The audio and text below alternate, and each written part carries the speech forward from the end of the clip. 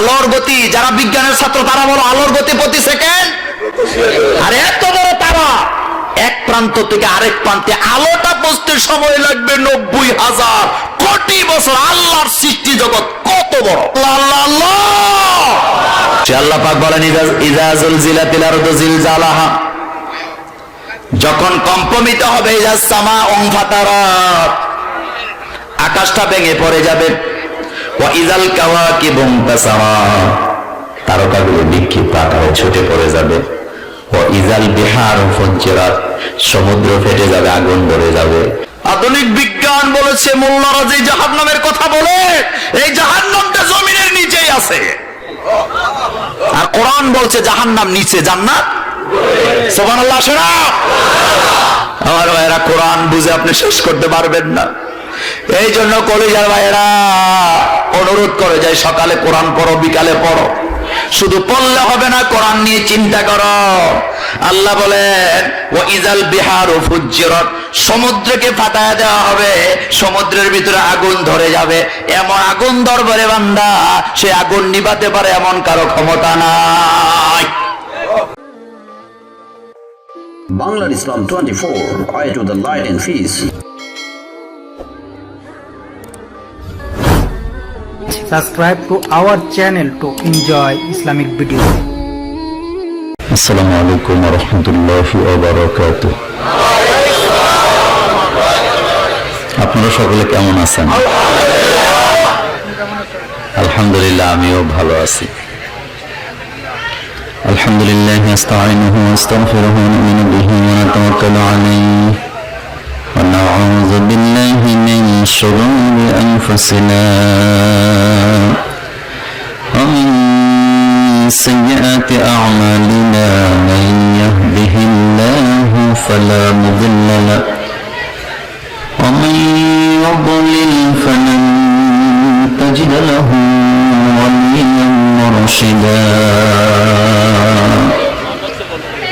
ونشهد أن لا إله إلا الله وحده لا شريك له ونشهد أن سيدنا وحبيبنا ومولانا محمدا عبده ورسوله الذي أرسله بالحق بشيرا ونذيرا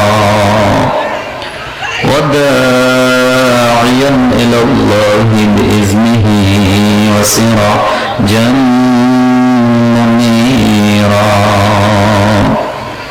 فقد قال الله تعالى في كلامه المجيد: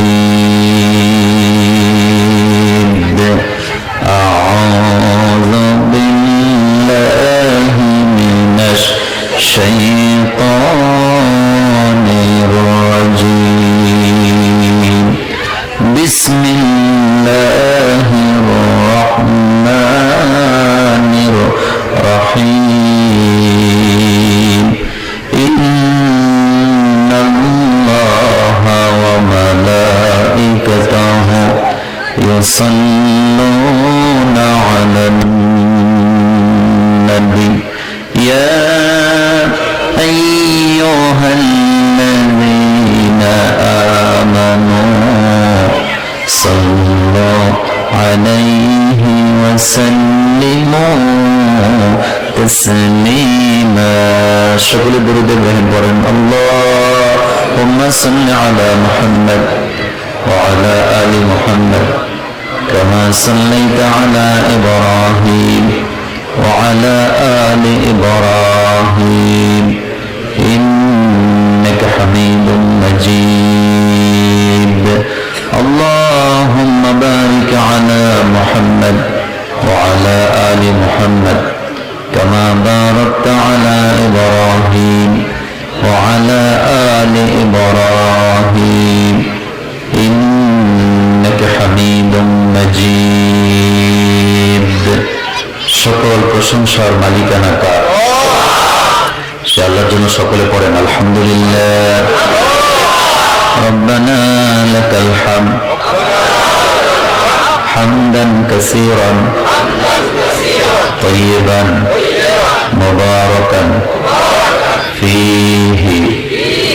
প্রশংসা করলাম কার? লাভ হয়েছে কার? আলহামদুলিল্লাহ। দক্ষিণ আনন্দপুর চন্দনদিয়া তৌহিদি জনতার উদ্যোগে আজকে এটি 15তম তাফসীরুল কোরআন মাহফিল। এই মাহফিলটিতে সভাপতিত্ব করছেন সর্বজনাব আমাদের অত্যন্ত প্রিয় জনাব শহীদুল ইসলাম মজুমদার, সভাপতি দক্ষিণ আনন্দপুর কেন্দ্রীয় শাহী জামে মসজিদ। এই মাহফিলে কিছু মেহমান আপনারা দাওয়াত দিয়েছেন, তার মধ্যে একজন আছেন জনাব নুরুল আমিন এসপি সাহেব, আমন্ত্রিত মেহমান। প্রধান অতিথি হিসেবে আপনারা যাকে রেখেছেন আপনাদের এই এলাকার জনপদের প্রিয় মানুষ জনাব আলহাজ হারুন মজুমদার সাহেব, সাধারণ সম্পাদক ফুলগাজী উপজেলা আওয়ামী লীগ। আজকের মাহফিলটিতে অনেক আলেম কথা বলেছেন হযরত মাওলানা ইমরান হোসাইন সাহেব, পরিচালক আনন্দপুর হাজী নুরুজ্জামান ভুইয়া নুরানি মাদ্রাসা। আমার আগে যিনি কথা বলে গেছেন হাজারো আলেমের ওস্তাদ, আমার অত্যন্ত প্রিয় কাছের মানুষ, বিশিষ্ট ইসলামী চিন্তাবিদ, শিক্ষাবিদ, গবেষক, লেখক হযরত মাওলানা মোহাম্মদ নাজমুল ইসলাম সাহেব, প্রিন্সিপাল খলিফারহাট হামিদিয়া ফাজিল ডিগ্রি মাদ্রাসা নোয়াখালী।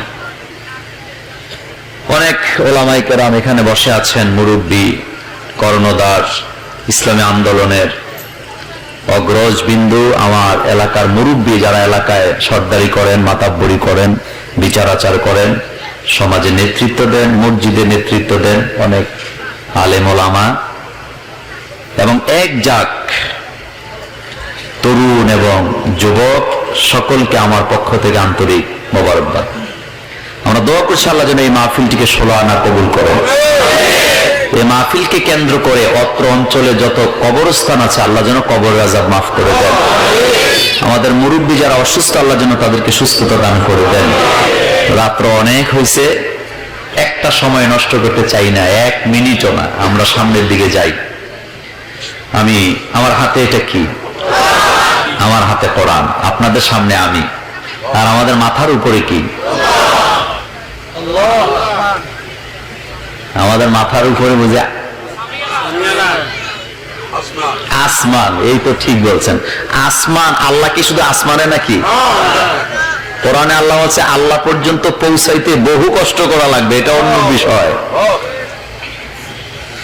আমার বন্ধুগণ, আল্লাহ কত দূরে, আরশে আযীমের আরো উপরে যেন আল্লাহ কোরআনে বলেছেন আল্লাহ পর্যন্ত, রব পর্যন্ত পৌঁছাইতে যদি চাও তোমাদেরকে অনেক কষ্ট করা লাগবে। তবে কত কষ্ট করা লাগবে সেটা আমাদের মাথায় ধরার কথা না। আমার বন্ধুগণ, আমাদের মাথার উপর একটা বিশাল আকাশ আছে। এই আকাশ থেকে আরো অনেক অনেক অনেক অনেক উপরে আরশে আযীমের উপরেও আমাদের রব আছেন। কথাটা ঠান্ডা মাথায় বোঝেন। পৃথিবীর বিজ্ঞানীরা আকাশ নিয়ে চিন্তা করে, গবেষণা করে, কিন্তু পৃথিবীর বিজ্ঞানীরা কিয়ামত পর্যন্ত চেষ্টা করলে আরেকটা এই টাইপের আসমান বানাতে পারবে না। সুবহানাল্লাহ, আসলো না? আমার ভাইয়েরা, পৃথিবীর বিজ্ঞানের কাছে অনেক জ্ঞান, এটা আমরা জানি। যেই জ্ঞান আপনার মাথায় ধরে না, আমার মাথায় ধরে না, সেই জ্ঞান বিজ্ঞানীদের মাথায় আছে। আবার আমাদের হুজুরদের মাথায় যে জ্ঞান আছে সেটা বিজ্ঞানীদের কাছে নাই।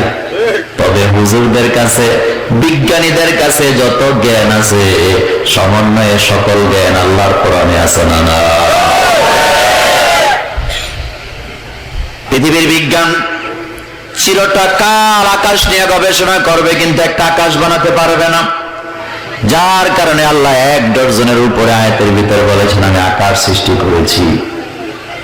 পৃথিবীর বিজ্ঞানীরা চাঁদ নিয়ে গবেষণা করেন, চাঁদে তারা গেছেন, চাঁদে সেখানে তারা একটা ফাস্টফুডের দোকান বানাতে চায়, ওখানে একটা হোটেল বানাতে চায়। কোটিপতি, কোটি কোটি মিলিয়নের মালিক যারা, তাদের জন্য যাওয়ার ব্যবস্থা করতে চায়। কিন্তু জানতে চাই ভাইয়েরা, চাঁদ বানাইছেন কে? মঙ্গল গ্রহে বিজ্ঞানীরা গেছেন, তাদের তত্ত্ব সেখানে গিয়েছেন, সেখান থেকে তারা তত্ত্ব নিয়েছেন, কিন্তু মঙ্গল গ্রহ বানিয়েছেন কে? আরো জোরে বলতে হবে। সারা পৃথিবীর একজন বিজ্ঞানী খুঁজে পাবেন না যারা বলেছে আমরা এগুলি সৃষ্টি করেছি। প্রত্যেক বিজ্ঞানী বলেছে এগুলার পেছনে একজন মহা কারিগর আছে, আর আমরা যারা ঈমান এনেছি আমরা বলি ওই মহা কারিগরের নাম হলো আল্লাহ। মহা কারিগরের নাম কি? আল্লাহ নয়, আল্লাহ। মুখটা একটু গোল করে বলতে হবে, আল্লাহ। বলেন আল্লাহ। কে বানাইছেন? আমার ভাইয়েরা, কোরআন এমন এক কিতাব, আমার কথায় কেউ মাইন্ড করবেন না, একটা প্রশ্নের জবাব দেন। আমি জানি আপনারা ফেনীর মানুষ, বড় শিক্ষিত মানুষ, আপনাদেরকে নিয়ে অনেক আলোচনা সারা পৃথিবীতে হয়, কিন্তু জানতে চাই আমার হাতে যে কোরআন আছে, এই কোরআনটা কি আল্লাহ মরা মানুষের জন্য নাযিল করছেন নাকি জিন্দা মানুষের জন্য নাযিল করেছেন? অনেক আলেম আছেন যারা আমাকে পড়াতে পারবেন। এই কোরআনটা খুলে যদি আপনি শুরু থেকে শেষ পর্যন্ত তালাশ করেন, 6666 বলেন আর 6236 আয়াতই বলেন না কেন, কোরআনের ভিতরে একটা আয়াত আপনি খুঁজে পাবেন না যে আয়াতটা আল্লাহ মরা মানুষকে উদ্দেশ্য করে নাযিল করেছেন, বরং সবগুলো আয়াত আল্লাহ জিন্দা মানুষের জন্য নাযিল করেছেন। ঠিক কিনা? আমার ভাইয়েরা, মরা মানুষের কোরআন কোনো প্রয়োজন নাই।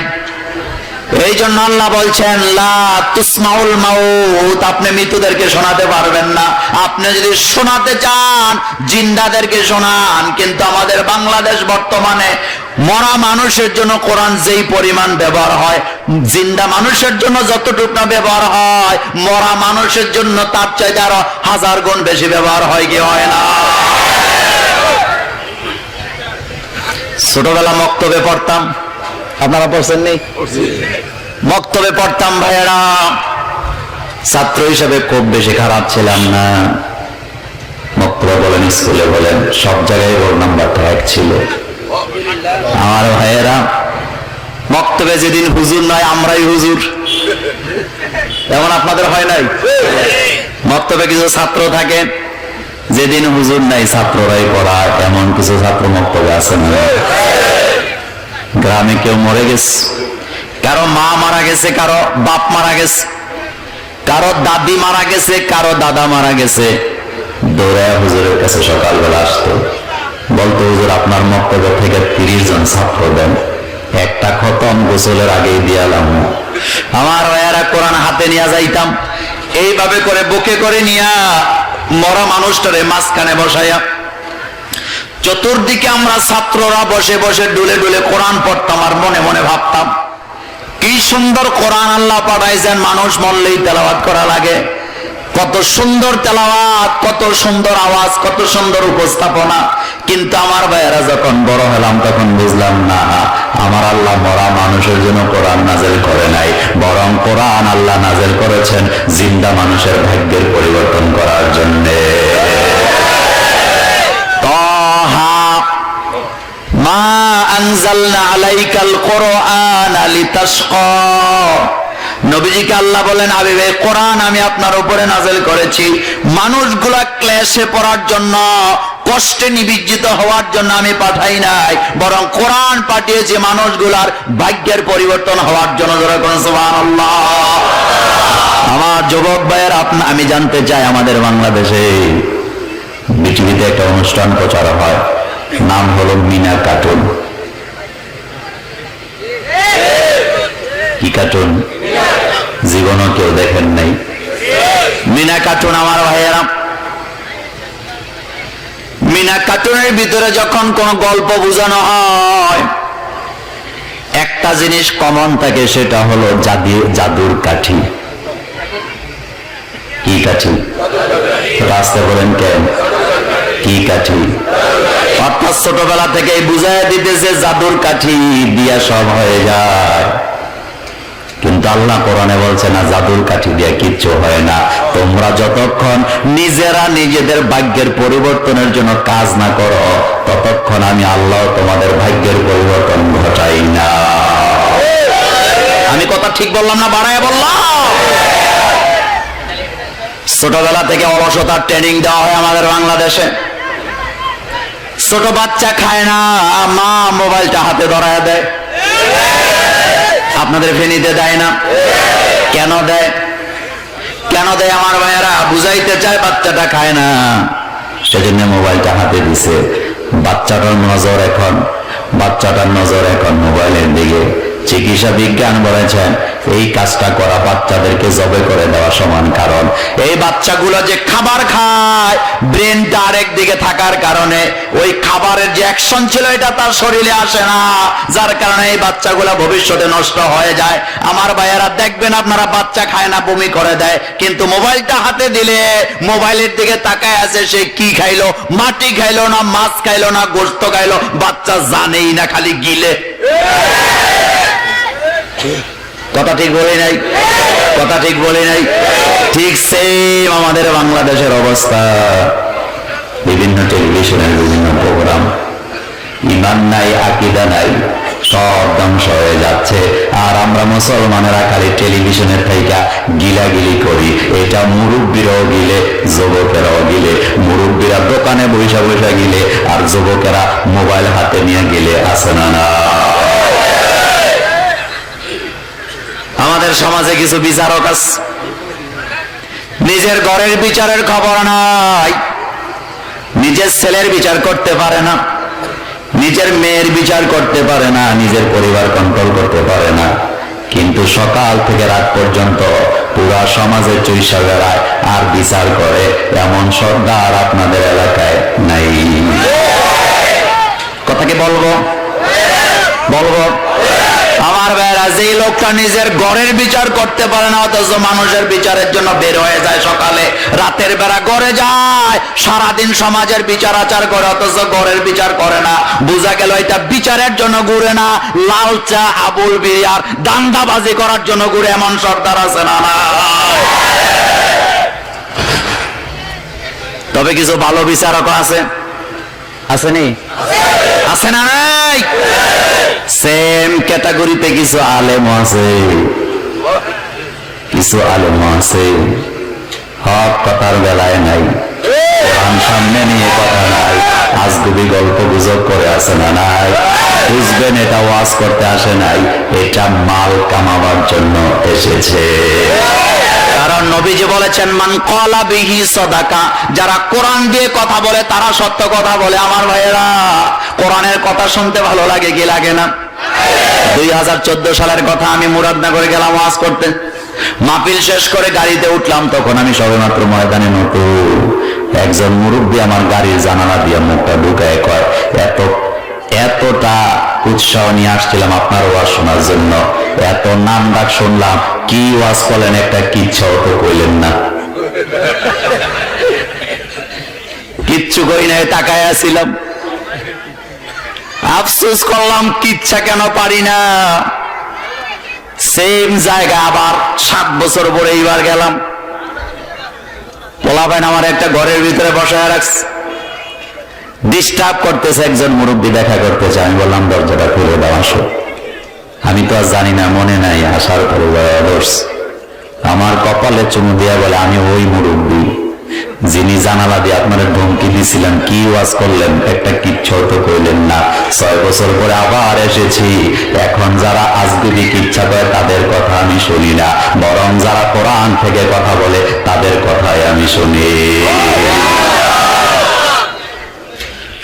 এই জন্য নবী 1500 বছর আগে বলেছেন, মান ক্বালা বিহি সাদাকা, যারা কোরআন দিয়ে কথা বলে তারা সত্য কথা বলে। তাহলে বোঝা যায় কোরআন দিয়ে যারা কথা বলে না তারা মিথ্যা কথা বলার সম্ভাবনা আছে না? নাই? এরপরে নবীজি বলেন, ওমান হাকামা বিহি আদালা, যারা কোরআন দিয়ে বিচার করে তারাই ন্যায় বিচার করে। তাহলে বোঝা গেল যে সমাজে কোরআনের বিচার নাই, বিচারের নামে কিছু অবিচার আছে না? না। আমার ভাইরা, কোরআনের ব্যাপারে আল্লাহ বলছেন, তিবিয়ানান লিকুল্লি শাই, এমনকি জ্ঞান তোমাদের দরকার যেই ব্যাপার আমি কোরআনে কথা বলি নাই। কোরআন এমন এক কিতাব আমার ভাইয়েরা, একদিনে বুঝে আসবে না। এক যুগের জন্য এটা আল্লাহ কোরআন পাঠান নাই, সর্বযুগের জন্য পাঠাইছে, যার কারণে মক্কার জিন্দেগিতে মুহাম্মদ সাল্লাল্লাহু আলাইহি ওয়াসাল্লামের উপস্থিতিতে নেতারা যে আয়াত বুঝে নাই, সেটা আমাদের দেশের রিকশাওয়ালারা এখন বুঝে। যেমন আমার ভাইয়েরা, এটার নাম কি? কথা বলে না। এটার নাম কি? ক্যামেরা। ক্যামেরা, এটার নাম কি? আবু জাহেল, আবু লাহাব, উতবা, সাইবা, মুগিরারে যদি এখন কবর থেকে উঠায় আনেন, আইনা যদি বলেন মক্কার বড় নেতা ছিলা, মুহাম্মদ সাল্লাল্লাহু আলাইহি ওয়াসাল্লামের জ্বালাইছো, বলো তো দেখি জিনিসটা কি? আবু জাহেল, আবু লাহাবরা বলতে পারবে তো? যারা স্বীকার করলেন না তারা কি বুঝাইতে চাইলেন? আবার প্রশ্ন করি, আপনারা বলেন। আবু জাহেল, আবু লাহাব, উতবা, সাইবা, মুগিরারা বড় নেতা ছিল, বড় শিক্ষিত ছিল ওই যুগের, কিন্তু জানতে চাই তাদেরকে যদি আইনা এই জিনিসটা দেখান, এটা কি বলতে পারবে তো? আসতে বলেন কেন? পারবে। কিন্তু আমাদের ফেনীতে যারা রিক্সা চালায় খায়, যারা ভিক্ষা করে এমন মানুষও যদি আনেন, সামনে যদি দাঁড়া করায় দেন, জিনিসটা কি? হাসি দিয়া বলবে এটা বুঝি চিনি না, এটা ক্যামেরা। কথা শুনতে হবে কান পেতে আমার ভাইয়েরা। তাইলে বোঝা গেল আবু জাহেলের যুগে যে আয়াত বুঝে নাই, সে আয়াত এখন আমাদের রিকশাওয়ালারা বোঝে। কারণ আল্লাহ কোরআনে বলছেন, মা ইয়ালফিজু মিন কাউলিন ইল্লা লাদাইহি রাকিবুন আতিদ। আরেক আয়াতে আল্লাহ বলছেন, কুল্লু ইনসানিন আলজামনাহু তাইরাহু ফি উনুকিহি। আল্লাহ বলেন, আমার বান্দারা যত কথা বলে আমি ক্যামেরা দিয়ে এটা রেকর্ড করে রাখি। তখনকার সময় আবু জাহেল, আবু লাহাবরা হাসতো আর বলতো, মুহাম্মদ সাল্লাল্লাহু আলাইহি ওয়াসাল্লাম এগুলি কি বলে? ক্যামেরা আবার কি, রেকর্ড আবার কি? কিন্তু জানতে চাই ১৫০০ বছর পরে এই আয়াত 100-এ বুঝে আসছে না নাই? আজকের বর্তমানে বিশ্বে আপনি যদি বলেন যে আয়াত আপনি বুঝেন না, ১০০০ বছর পরে ওই আয়াতটা এইভাবে করে আবার বুঝার সম্ভাবনা আছে না? না। আমার বেড়া, কোরআন এমন এক কিতাব, কোরআন একটা কথাও নিজের বানানো মুহাম্মদ সাল্লাল্লাহু আলাইহি ওয়াসাল্লাম বলেন নাই। তার আরেকটা প্রমাণ দেই। পৃথিবীতে আমার ভাইয়েরা আমিন আছে না নাই? জায়গা জমি যে মাপামাপি করে, আপনারা কি বলেন? আমিন বলেন। আমিন তো আপনারা আনেন জায়গা জমির ভেজাল মাপে দেওয়ার জন্য, শেষ করার জন্য। কিন্তু আমিন যত আনবেন, ভেজাল তত বাড়বে না কমবে? যেমন আমার ভাই আজকে আমিন আনছে ৩০০০ টাকা দিয়া। আমার জমিনের পাশে ওনার জমিন, আমার বাড়ির পাশে ওনার বাড়ি। টাকাটা উনি দিয়ে আনছে, আমারে ফোন করছে, মোল্লা ভাই খবরদার, বাড়ির থেকে কোথাও যাবেন না, মাপামাপি হবে, আমার জায়গাটা কম কম লাগে, থাইকেন। ওকে ভাই, থাকলাম। আমি নাইসা খুব বাপ লয়, আমার চেয়ে শ্রেষ্ঠ আমিন এই দুনিয়াতেও নাই। আমি কোনোদিন কাউকে ঠকাই না। টাকা দিয়ে আনছে ভাইয়ে, মাপার পরে দেখা যায় ওনার জায়গা আমার জায়গার ভিতরে 5 হাত। এবার কয়েকদিন পরে আমি ওনারে বলছি, ভাই এই মাপ আমি মানি না, আমিও আমিন আনবো, তবে আপনি যেটা আনছেন সেটা আনুন না, আমি আরেকটা আনবো। এবার কয়েকদিন পরে আমি আবার ৫০০০ দিয়ে আরেকটা আনছি। ও বলতেছে, আগে যেটা আনছেন এটা একটা ছাগল, মাপ বুঝে না। মাপ কারে আজকাল বুঝাই দিয়ে যাম। এবার একটারে পানিতে নামায়, আরেকটারে খালে নামায়, আরেকটারে বিলে নামায়। কথাকে খারাপ বলতেছে নাকি? এবার উল্টা মাপার পরে দেখা যায় উনি পাইছিল আমার বাড়িতে 5 হাত, আজকে আমি পাইছি 7 হাত। এমন ঘটনা দুনিয়াতে ঘটে না।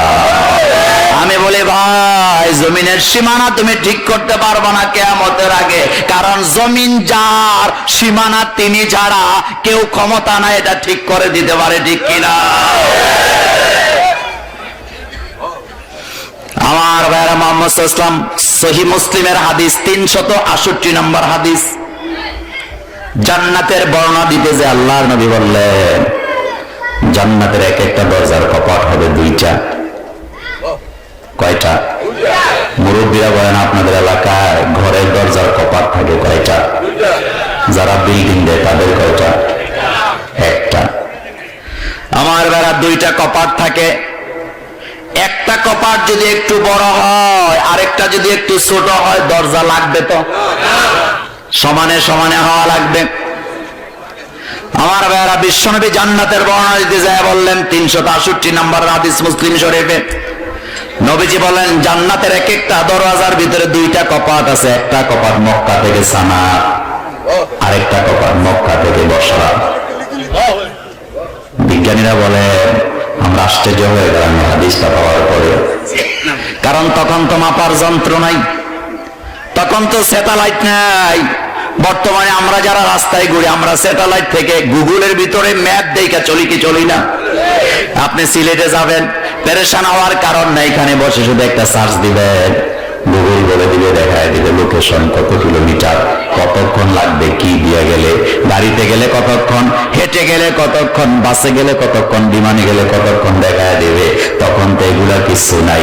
এটা মাত্র 2020 সালের ডিসেম্বরের ঘটনা। বিজ্ঞানীরা বললেন আমরা মুহাম্মদ সাল্লাল্লাহু আলাইহি ওয়াসাল্লামের এই হাদিস শোনার পর আশ্চর্য হয়ে গেলাম, তিনি তো মাইপা বলেন নাই। আমরা পরে স্যাটেলাইট দিয়া মক্কা থেকে সানা, মক্কা থেকে বসরা পর্যন্ত একটা মাপ দিলাম। মাপ দেওয়ার পর আশ্চর্য হয়ে গেলাম, দেখতে পেলাম দুইটা রাস্তা 1 ইঞ্চিও কম বেশি নাই, সমানে সমানে 1200 কিলোমিটার।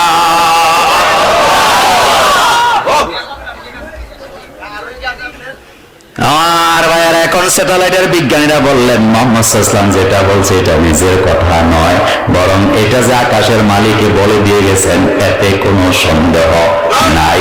এটা বিজ্ঞানীরা বুঝে, কিন্তু মুহাম্মদ সাল্লাল্লাহু আলাইহি ওয়াসাল্লামের কদর আমাদের দেশের কিছু বুদ্ধিজীবীরা বুঝে না। মহব্বতের সাথে জিজ্ঞেস করতে চাই, কোরআনটা কি শুধু মোল্লাগিরি করার জন্য আল্লাহ নাযিল করছে? আমার ভাই, এই কোরআন যদি আপনি গবেষণা করেন, কোরআন দিয়ে যদি আপনি, কোরআন থেকে যদি বিজ্ঞানের থিওরি নিতে চান, কোরআনের ভিতরে 536টা আয়াত আল্লাহ শুধুমাত্র বিজ্ঞানের থিওরির ব্যাপারে নাযিল করেছে।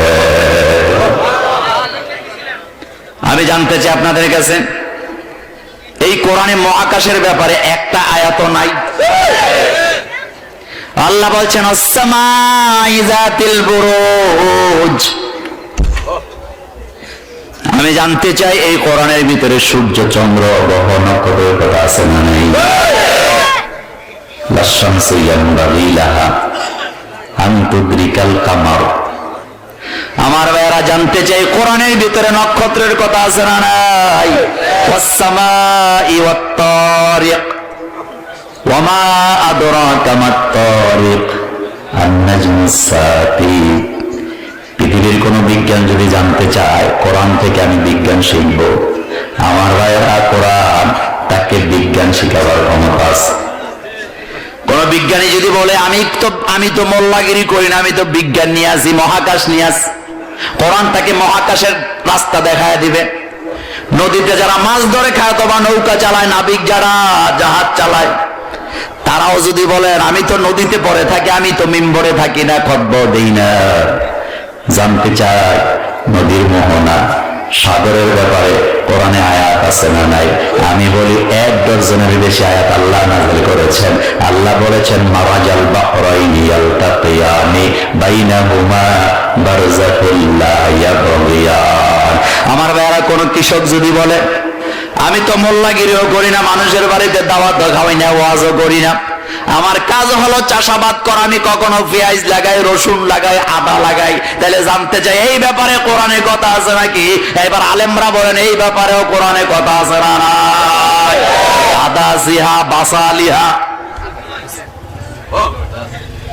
আমার ভাইয়েরা, কোরআন এমন এক কিতাব, কোন ডাক্তার যদি বলে আমি তো চিকিৎসা করে খাই, আমার কাজ হলো চিকিৎসা নিয়ে পড়ে থাকা, জানতে চাই চিকিৎসার ব্যাপারে কোরআনে কথা আছে না না?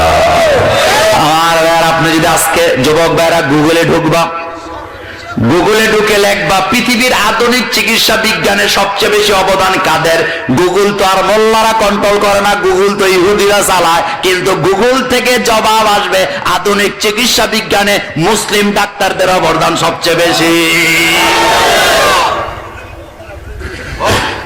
তাহলে আমি জানতে চাই, যেই কোরআন বিজ্ঞান শিখায়, যেই কোরআন চিকিৎসা শিখায়, যেই কোরআন নবী শিখায়, জমিন শিখায়, আকাশ শিখায়, যেই কোরআন এত কিছু শিখায়, সেই কোরআন বোর্ডের শিক্ষা শিখায় না।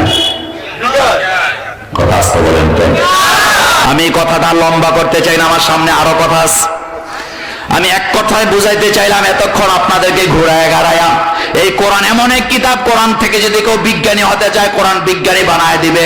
এই কোরআন এমন কিতাব, কোরআন থেকে যদি কেউ দাওয়াতি কাজ শিখতে চায় দাওয়াত শিখায় দিবে। কোরআন এমন কিতাব, কেউ যদি কৃষিকাজ শিখতে চায় শিখায় দিবে, ব্যবসা শিখতে চায় শিখায় দিবে। এই কোরআন থেকে কেউ যদি রাজনীতি শিখতে চায় তাকে ভালো মানের নেতা বানায় দিবে। আমার এরা কোরআন এমন এক কিতাব, নবীজি বলেছেন এই কোরআনের কাছে যারা আসবে একবার আসলে আর ফেরত যেতে পারবে না। সেই কোরআন আমাদের সামনে। তাহলে আসেন কোরআনে কি আছে জানার দরকার আছে না নাই? আল্লাহর কোরআন কিন্তু এত এত জ্ঞান এটার ভিতরে। আল্লাহর কাছে জানতে চাইলাম, আল্লাহ কোরআনের ভিতরে কত জ্ঞান আপনি ঢেলে দিয়েছেন। আল্লাহ জবাবটা এমন ভাবে দিলেন যেটা আমাদের মাথায় ঢুকে না। সেটা হলো আল্লাহ বললেন, ওয়ালাউ আন্না মা ফিল আরদি মিন শাজারা আকলাম ওয়াল বাহরু ইয়ামুদ্দু মিন বাদি সাবাত আবহরিম মা নাফিদাত কালিমাতুল্লাহ। আল্লাহ বলেন এই পৃথিবীতে যত গাছপালা আছে সব কেটে যদি কলম বানাও, সমুদ্র মহাসমুদ্রের পানিগুলি যদি কালি বানিয়ে দাও, ওই কলম আর কালি দিয়ে যদি লিখতে শুরু করেছে বান্দা, লিখতে লিখতে কলম কালি শেষ হয়ে যাবে, আল্লাহর কোরআনের কথা লিখে শেষ করতে পারবি না। আল্লাহ আল্লাহ আল্লাহ। কিন্তু আমরা মোল্লারা আছি খালি হাদিয়ার আয়াত আর হালকায়ের জিকির লইয়া। আমার ভাইয়েরা টেহা 200।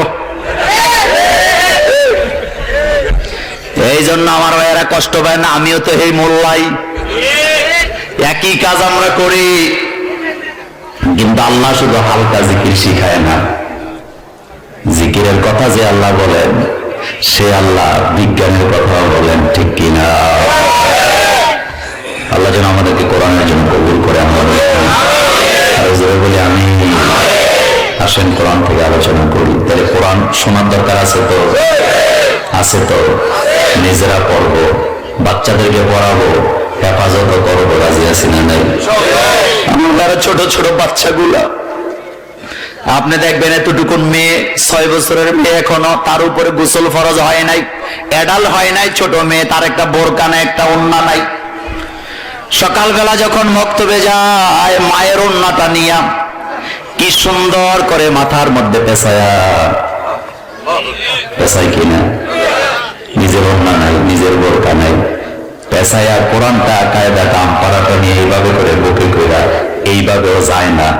স্কুলে যাওয়ার সময় বই এমনে ধরে হেমনে ধরে, কিন্তু মক্তবে যখন যায় ছোট্ট মেয়েটা কোরআনটা বুকে নিয়ে যায়, ছোট্ট ছেলেটা নিজের লুঙ্গি নাই, বাপের লুঙ্গি পরে মক্তবে যায়, যায় কিনা? আপনি যদি এই বাচ্চাগুলাকে ধাক্কা দিয়ে রাস্তা থেকে ফালায়া দেন, আপনি দেখবেন বাচ্চাটা যখন পড়ে যাবে আল্লাহর কোরআনটা মাটিতে ফালবে না, নিজে পড়ে যাবে, কিন্তু কোরআনটা এইভাবে বুকের ভিতরে আগলায় রাখে। আমি বুঝাইতে চাইলাম ছোট বাচ্চাটা যেইভাবে করে কোরআন হেফাজত করলো, আমরা যারা বড় হলাম, বুঝলাম, খাইলাম, এত কিছু বুঝলাম, সেই লোকগুলারও কোরআনের হেফাজত করার দায়িত্ব নেওয়ার দরকার আছে না? না। সুতরাং আল্লাহর জমিনে আল্লাহর কোরআনে আন্দোলনের জন্য এক কাতারে দাঁড়াতে রাজি আছি না নাই? 2 হাত উঁচু করে আমার আল্লাহকে দেখায় দেন।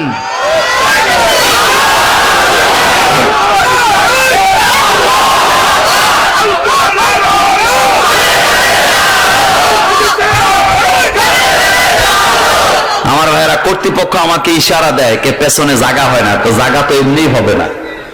আমি বারবার বলছি আমাদের জন্য জায়গাটা একটু ছোট হয়েছে। একটু কি চাপতে চান? চাপতে চান? একটু চাপেন তো, 30 সেকেন্ড একটু চাপেন। ভাই না, লক্ষ্মী আমার, একটু চাপেন, এটা সামনের দিকে চাপেন, একটু চাপেন, একটু চাপেন, এটা জিকির করেন লা ইলাহা ইল্লাল্লাহ।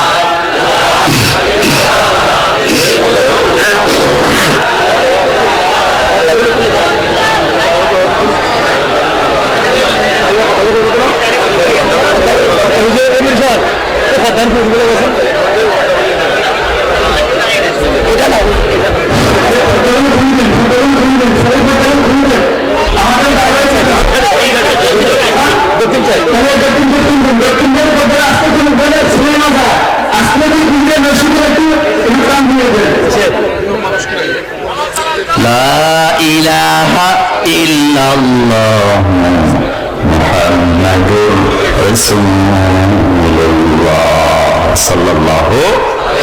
এবার জানতে চাই কোরআন কয় পারা? এত আস্তে বললে হবে না, কয় পারা? সূরা কয়টা? আজকে একটা সূরা থেকে আলোচনা করি, দেখেন যদ্দুর পারা যায় আসেন পড়ি। আউযু বিল্লাহি মিনাশ শাইতানির রাজীম, বিসমিল্লাহির রহমানির রহিম। ইযা যুলজিলাতিল আরদু জিলজালাহা ওয়া আখরাজাতিল আরদু আসকালাহা وقال الإنسان ما لها يومئذ تحدث أخبارها بأن ربك أوحى لها يومئذ يصدر الناس أشتاتا ليروا أعمالهم فمن يعمل مثقال ذرة خيرا يره ومن يعمل مثقال ذرة شرا يره। রাস্তে কোন সত্য না মিথ্যা? কত পার্সেন্ট? একটু সন্দেহ নেই। আপনি বলবেন হুজুর সন্দেহ থাকবো কেমনে? কারণ কোরআনের মালিক তো শুরুতে বলছে লা রাইবা ফি যালিকাল কিতাব, যালিকাল কিতাব লা রাইবা ফি। এমন কিতাব দেই না যেটাতে ভুল ধরতে পারো, বরং এমন কিতাব দিয়েছি ভুল তো দূরের কথা, একটা শব্দের ভিতরে সন্দেহ খুঁজে পাবা না। আমার ভাই এই কোরআন আমাদের ঘরে আছে না? সকালে বিকালে দুপুরে পড়ার দরকার আছে না নাই? বেশি বেশি পড়বেন আমার ভাইয়েরা। সূরার নাম সূরাতুল জিলজাল, যার বাংলা অর্থ হলো ভূমিকম্প। বলেন কি কম্প? ভূমিকম্প হয়েছে তো আপনাদের জীবন দেখছেন তো? ভূমিকম্প দেয় কে? আবার শান্ত করেন কে? আপনি খেয়াল করেন যখন যেই সময় বিজ্ঞানীরা ভূমিকম্পের ব্যাপারে তাদের কোনো জ্ঞান ছিল না, কোনো মাপার যন্ত্র ছিল না, সেই ১৫০০ বছর আগে আল্লাহ একটা সূরা দিলেন, সূরার নাম ভূমিকম্প। আমার ভাইয়েরা এরপরে যদি বুঝে না আসে, বুঝতে হবে এরা বুদ্ধিজীবী না, এরা হলো কুবুদ্ধিজীবী। আমার ভাইয়েরা ঠান্ডা মাথায় বুঝতে হবে কথাগুলা। যেই যুগে কোনো ভূমিকম্প মাপার যন্ত্র নাই, কত স্কেলে ভূমিকম্প হলো কেউ জানে না, সেই যুগে আল্লাহ একটা সূরা কোরআনে দিলেন, নাম দিলেন ভূমিকম্প। সূরাটাতে আয়াত বেশি দেয় নাই, মাত্র ৮টা। কয়টা? সবাই বলতে হবে কয়টা? রুকু একটা নাযিল হয়েছে মদিনায়। এবার আপনারা বলেন সূরার নাম জিলজাল, বলতে হবে সূরার নাম। আয়াত কয়টা? রুকু কয়টা? নাযিল হয়েছে কোথায়? মদিনাতে। আমার ভাইয়েরা নবীজি বলেন কিয়ামত হবে বেশি দেরি নাই। চায়ের স্টলে বসে বসে, রাস্তার মোড়ে মোড়ে বসে বসে, কাবার চত্বরে বসে বসে আবু জেহেল আবু লাহাব সাহেবা মুগিয়ারা সমালোচনা করে। আর মোল্লায় কি কয়, মুহাম্মদ সাল্লাল্লাহু আলাইহি ওয়াসাল্লাম এগুলো কি কয়? আমাদের আল্লাহ বানাইস, আমরা মরে যাব, মাটির সাথে মিশে যাব। কত মানুষ মাটির সাথে মিশে গেছে, আবার নাকি বানাবে, কিয়ামত নাকি হবে, বিকট শব্দ নাকি হবে, জমিন নাকি কাঁপবে। এগুলা কেন বলি? এই কথাগুলা বলে সে কি বুঝাইতে চায়, কি করতে চায়? আল্লাহ জানায় দিলেন আমি আখিরাতের ভয় তোমাদের হৃদয়ে জাগ্রত করতে চাই। তবে কোরআন এমন কিতাব, যারা মুমিন তারা কোরআন শুনলে ঈমান আরো বাড়ে, আর কাফেরদের চোখে মুখে কলবের সামনে পর্দা দিয়ে দেন কে? আমার আগের বক্তা কিন্তু এই কথাটা বারবার বলে গেছে। হেদায়েত কেউ ইচ্ছা করে নিতে পারে না, হেদায়েত দেওয়ার ক্ষমতা কার? আমি লম্বা করতে চাই না, কথাগুলি আমার বাদ পড়ে যাবে, আমার অনেক গুরুত্বপূর্ণ কথা আমার সামনে রয়ে গেছে। তাহলে আপনাদের কাছে জানতে চাই সূরার নাম অর্থ কি? ভূমিকম্প। আয়াত কয়টা? রুকু কয়টা? নাযিল হয়েছে কোথায়? অল্প কথা আল্লাহ ভূমিকম্পের ব্যাপারে একটা বর্ণনা দিলেন। ভূমিকম্প কিন্তু আমরা দেখি। কয়েক বছর আগের কথা, আমার ভাইয়েরা, মসজিদে জুমার নামাজ পড়াতে গেছি। নামাজের পরে বাসা আসলাম, আইসা দেখি আমার ওয়াইফ টিভির সামনে বসা। কালকে সকালে আবার ফতুয়া দিয়ে না যে মোল্লা বড় টিভি আছে। ওয়াইফকে দেখলাম এমন জিনিস দেখতেছে যেই জিনিস জীবনে দেখি নাই। আমি ভাবছিলাম কোন ডকুমেন্টারি দেখতেছে। আমি জিজ্ঞেস করলাম জিনিসটা কি? এত ময়লা, এত এত ভাঙা বিল্ডিং, এত লঞ্চ, এত জাহাজ, এত নৌকা একসাথে পানিতে ভাসতেছে, জিনিসটা কি? আমার ওয়াইফ কয় কোনার দিকে তাকায় দেখেন এটা লাইট চলতেছে, বরং জাপানে এটা সুনামি চলছে। আল্লাহি আমার ভাইয়ের একটা শব্দ মিথ্যা বলছি না, আমি তখন থরথর করে কাঁপতেছি। আপনারা জানেন জাপানে কয়েকটা পারমাণবিক চুল্লি ছিল। কি ছিল? যুবকরা বলো কি ছিল? চুলা ছিল আমার ভাইয়েরা। মাটির নিচে ছিল 1000 ফিট, মাটির উপরে ছিল 1500। তারা যে গর্ব করে বলতে এগুলো আমাদের জাপানের গর্ব।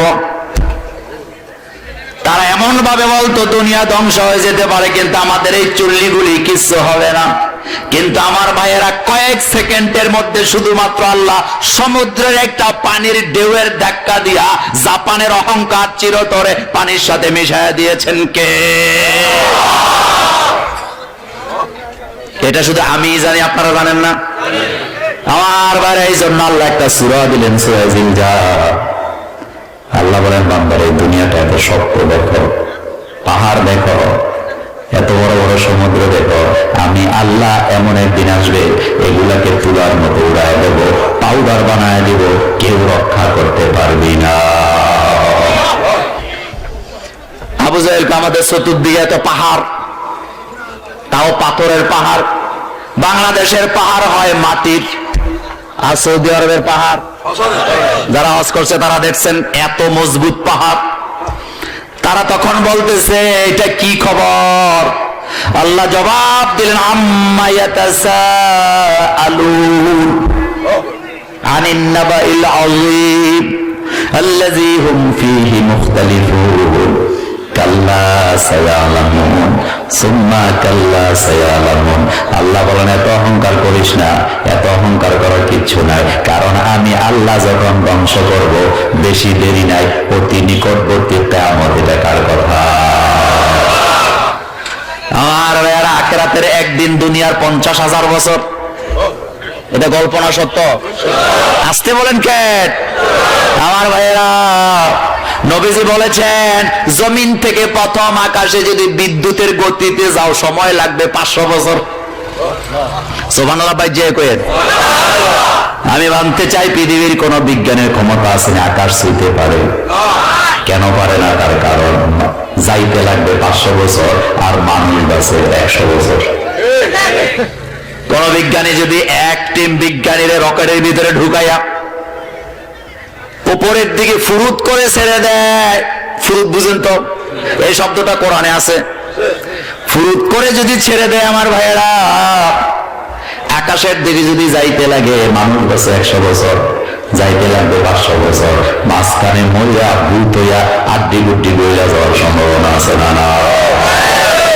ক্ষমতা কার? চিল্লে বলো ক্ষমতা কার?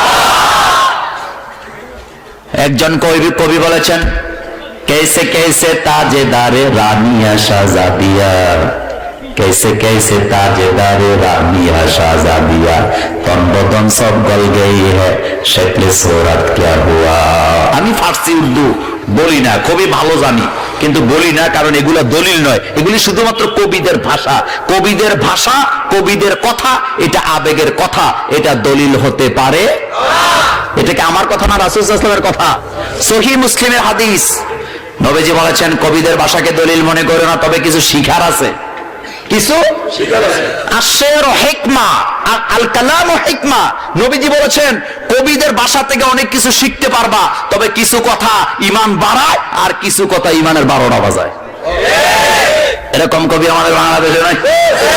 যেমন ছোটবেলা আমরা কবিতা পড়ছিলাম, সকালে উঠে আমি মনে মনে বলি, সারাদিন আমি যেন বড় হয়ে চলি, আদেশ করেন যাহা মোর গুরুজনে, আমি যেন সেই কাজ করি ভালো মনে। এটা ভালো না খারাপ?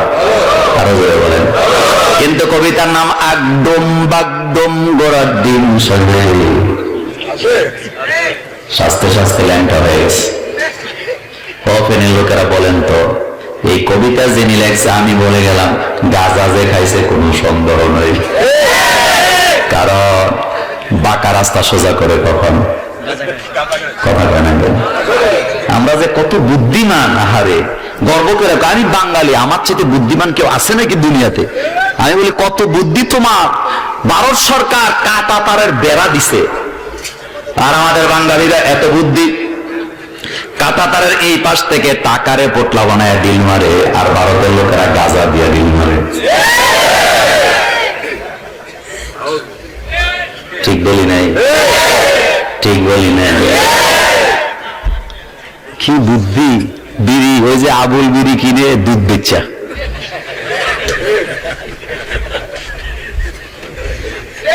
আমার এরা বুদ্ধিজীবীরা আরো বেশি কুবুদ্ধি দেয়। কি কবিতা লেখছে, একদম বাগদম ঘোড়ার ডিম সাজে। আমি জানতে চাই আপনারা শিক্ষিত জাতি, সারা পৃথিবীতে যদি আপনি তন্ন তন্ন করে খুঁজেন, কয়টা ঘোড়ার ডিম পাওয়া যাবে? কথা আসতে বলেন, কয়টা? তাহলে বোঝা গেছে গাঁজা খাইয়াই লেখছে। আমার ভাইয়েরা গল্পের নাম দিছে শিয়াল মামার গল্প। হ্যাঁ, বেনির মানুষ জবাব দেন, শিয়াল যদি আপনার মামা হয়, তাহলে আপনার মা শিয়ালের কি হয়? তাহলে আপনার নানা কে? আপনার নানার নাম কি? তো শিয়ালের নাতি হতে আপনি? সি সি সি, মানুষের আকীদা হয় এত খারাপ। আমরা হইলাম আসাদুল্লাহিল গালিবের উত্তরসূরি, কথা ঠিক কিনা? বাতিলের বিরুদ্ধে আমাদের সিংহার মতো হুঙ্কার দিতে হবে, শিয়ালের মতো আমরা হতে চাই না।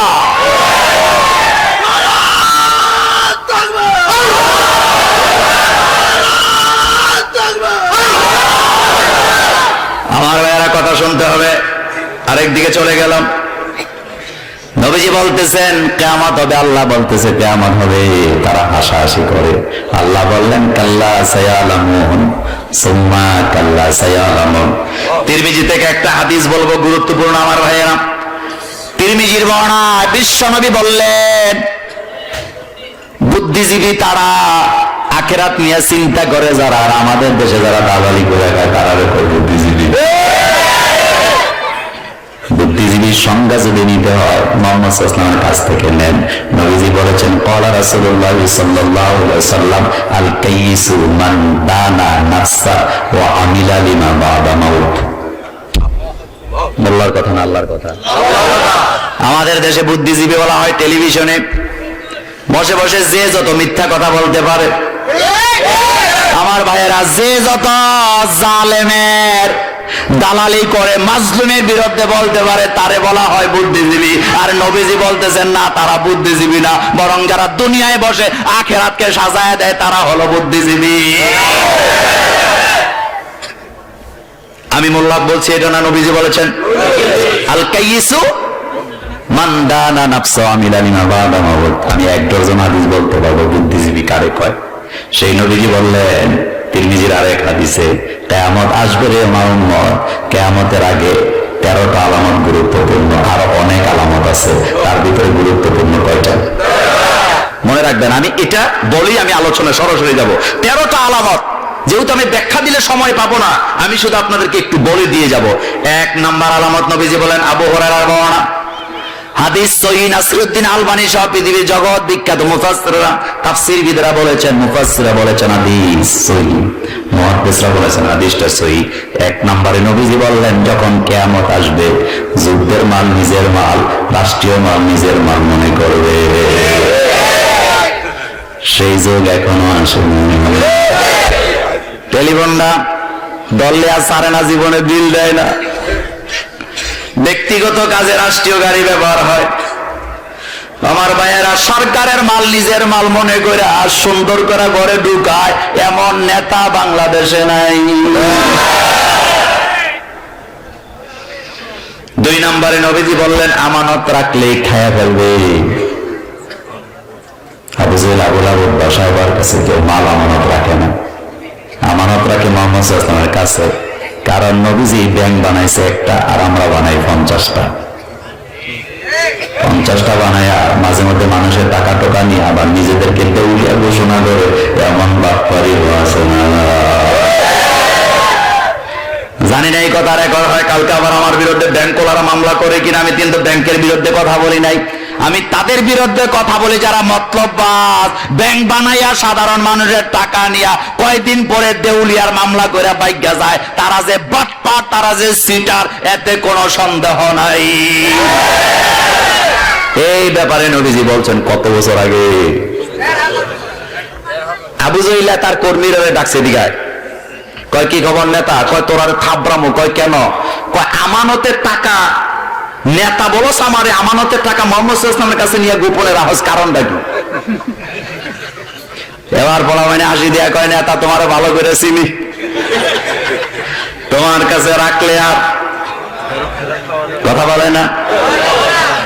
আর ভাইরা শিয়ালের কাছে আরো বলে কর না।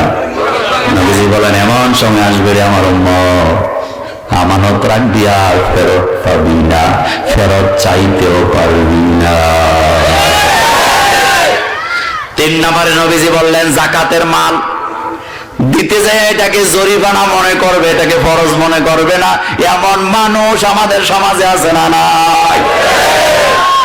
যাকাত দিবে আমার ভাইয়েরা, হিসাবও করে না, মাল হিসাব করে দেয় না, বরং নরসিংদী বাবুর হাত থেকে যাইয়া 100 টাকা 90 টাকা করে কাপড় কিনা একটা কাপড় আইসা ছড়া দেয়। এটা যাকাত দেওয়া হয় নাই, বরং যাকাতের নামে গরিবের সাথে তামসা করে, ঠিক কিনা? আমি শুধু পয়েন্টগুলি বলে দিয়ে যাই, এরপর আলোচনাটা গুরুত্বপূর্ণ কথা। কয়টা গেল? 3টা। যাকাত দিবে, তবে জরিমানা মনে করবে যে এটা আমার উপরে জুলুম। যাকাত দিতে হবে হিসাব করে, স্বর্ণের যাকাত স্বর্ণ দিয়া, এরপরে ছাগলের যাকাত ছাগল দিয়া, গরুর যাকাত গরু দিয়া, রূপার যাকাত রূপা দিয়া। যদি না থাকে ভিন্নভাবে দেওয়া যাবে, মাসালা ভিন্ন, কালকে ফতুয়া দিয়ে না, কিন্তু মূল আদেশ হলো যেই জিনিসের যাকাত সেই জিনিস দিয়ে দিবেন, এটা হলো প্রথম আদেশ। এটা কি আদেশ? যাকাতের খাত কয়টা? এটাও জানেন। যাকাতের খাত কয়টা?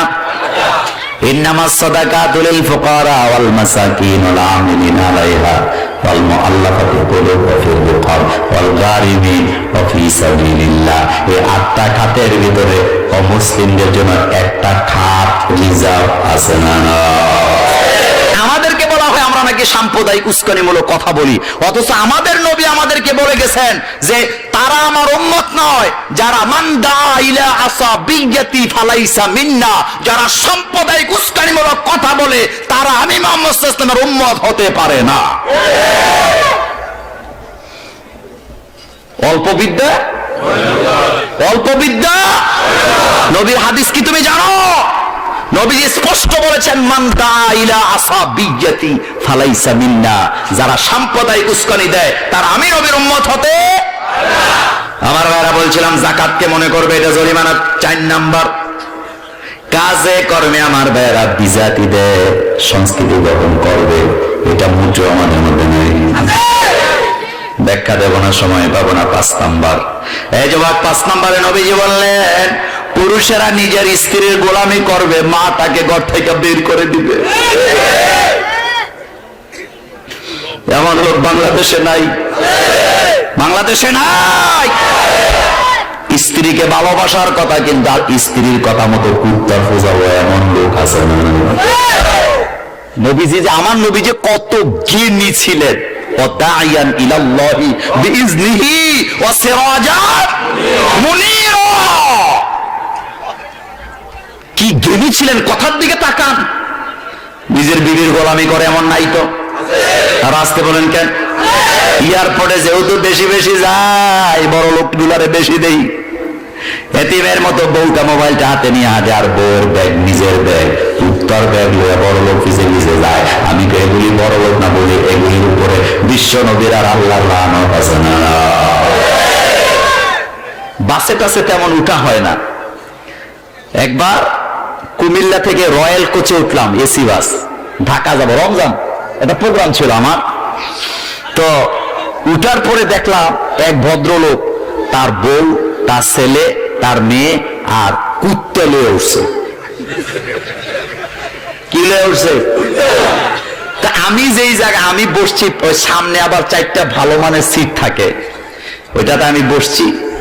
তো প্রথমে উঠছে বউ, এরপরে মেয়ে, এরপরে ছেলে, এরপরে দিয়ে একটা বেচারা কতগুলা ব্যাগ আর কুত্তা কান্দলে উঠেছে। আমি মনে মনে আল্লাহ, এই কুলি আইলো করতে খেয়ে ধরুন কুলি। কন্ট্রাক্টরে কইলাম, ভাই এটা কি? কয় হুজুর এটা হলো কুলি। আমি বললাম কার কুলি? কয় ডগ মামার কুলি। কি মামা? চিন্তা করেন, এটি বলে বড় লোক। এগুলা কি বড় লোক? ব্যাখ্যা দিলাম না, খুব খারাপ লাগে। পরে ওই কন্ট্রাক্টর কয়ে ডগ মামার থেকে বাড়ালো, ড্রাইভার বলতেছে, ড্রাইভার কয়ে ডগ মামার থেকে বাড়ালো হয়েছে।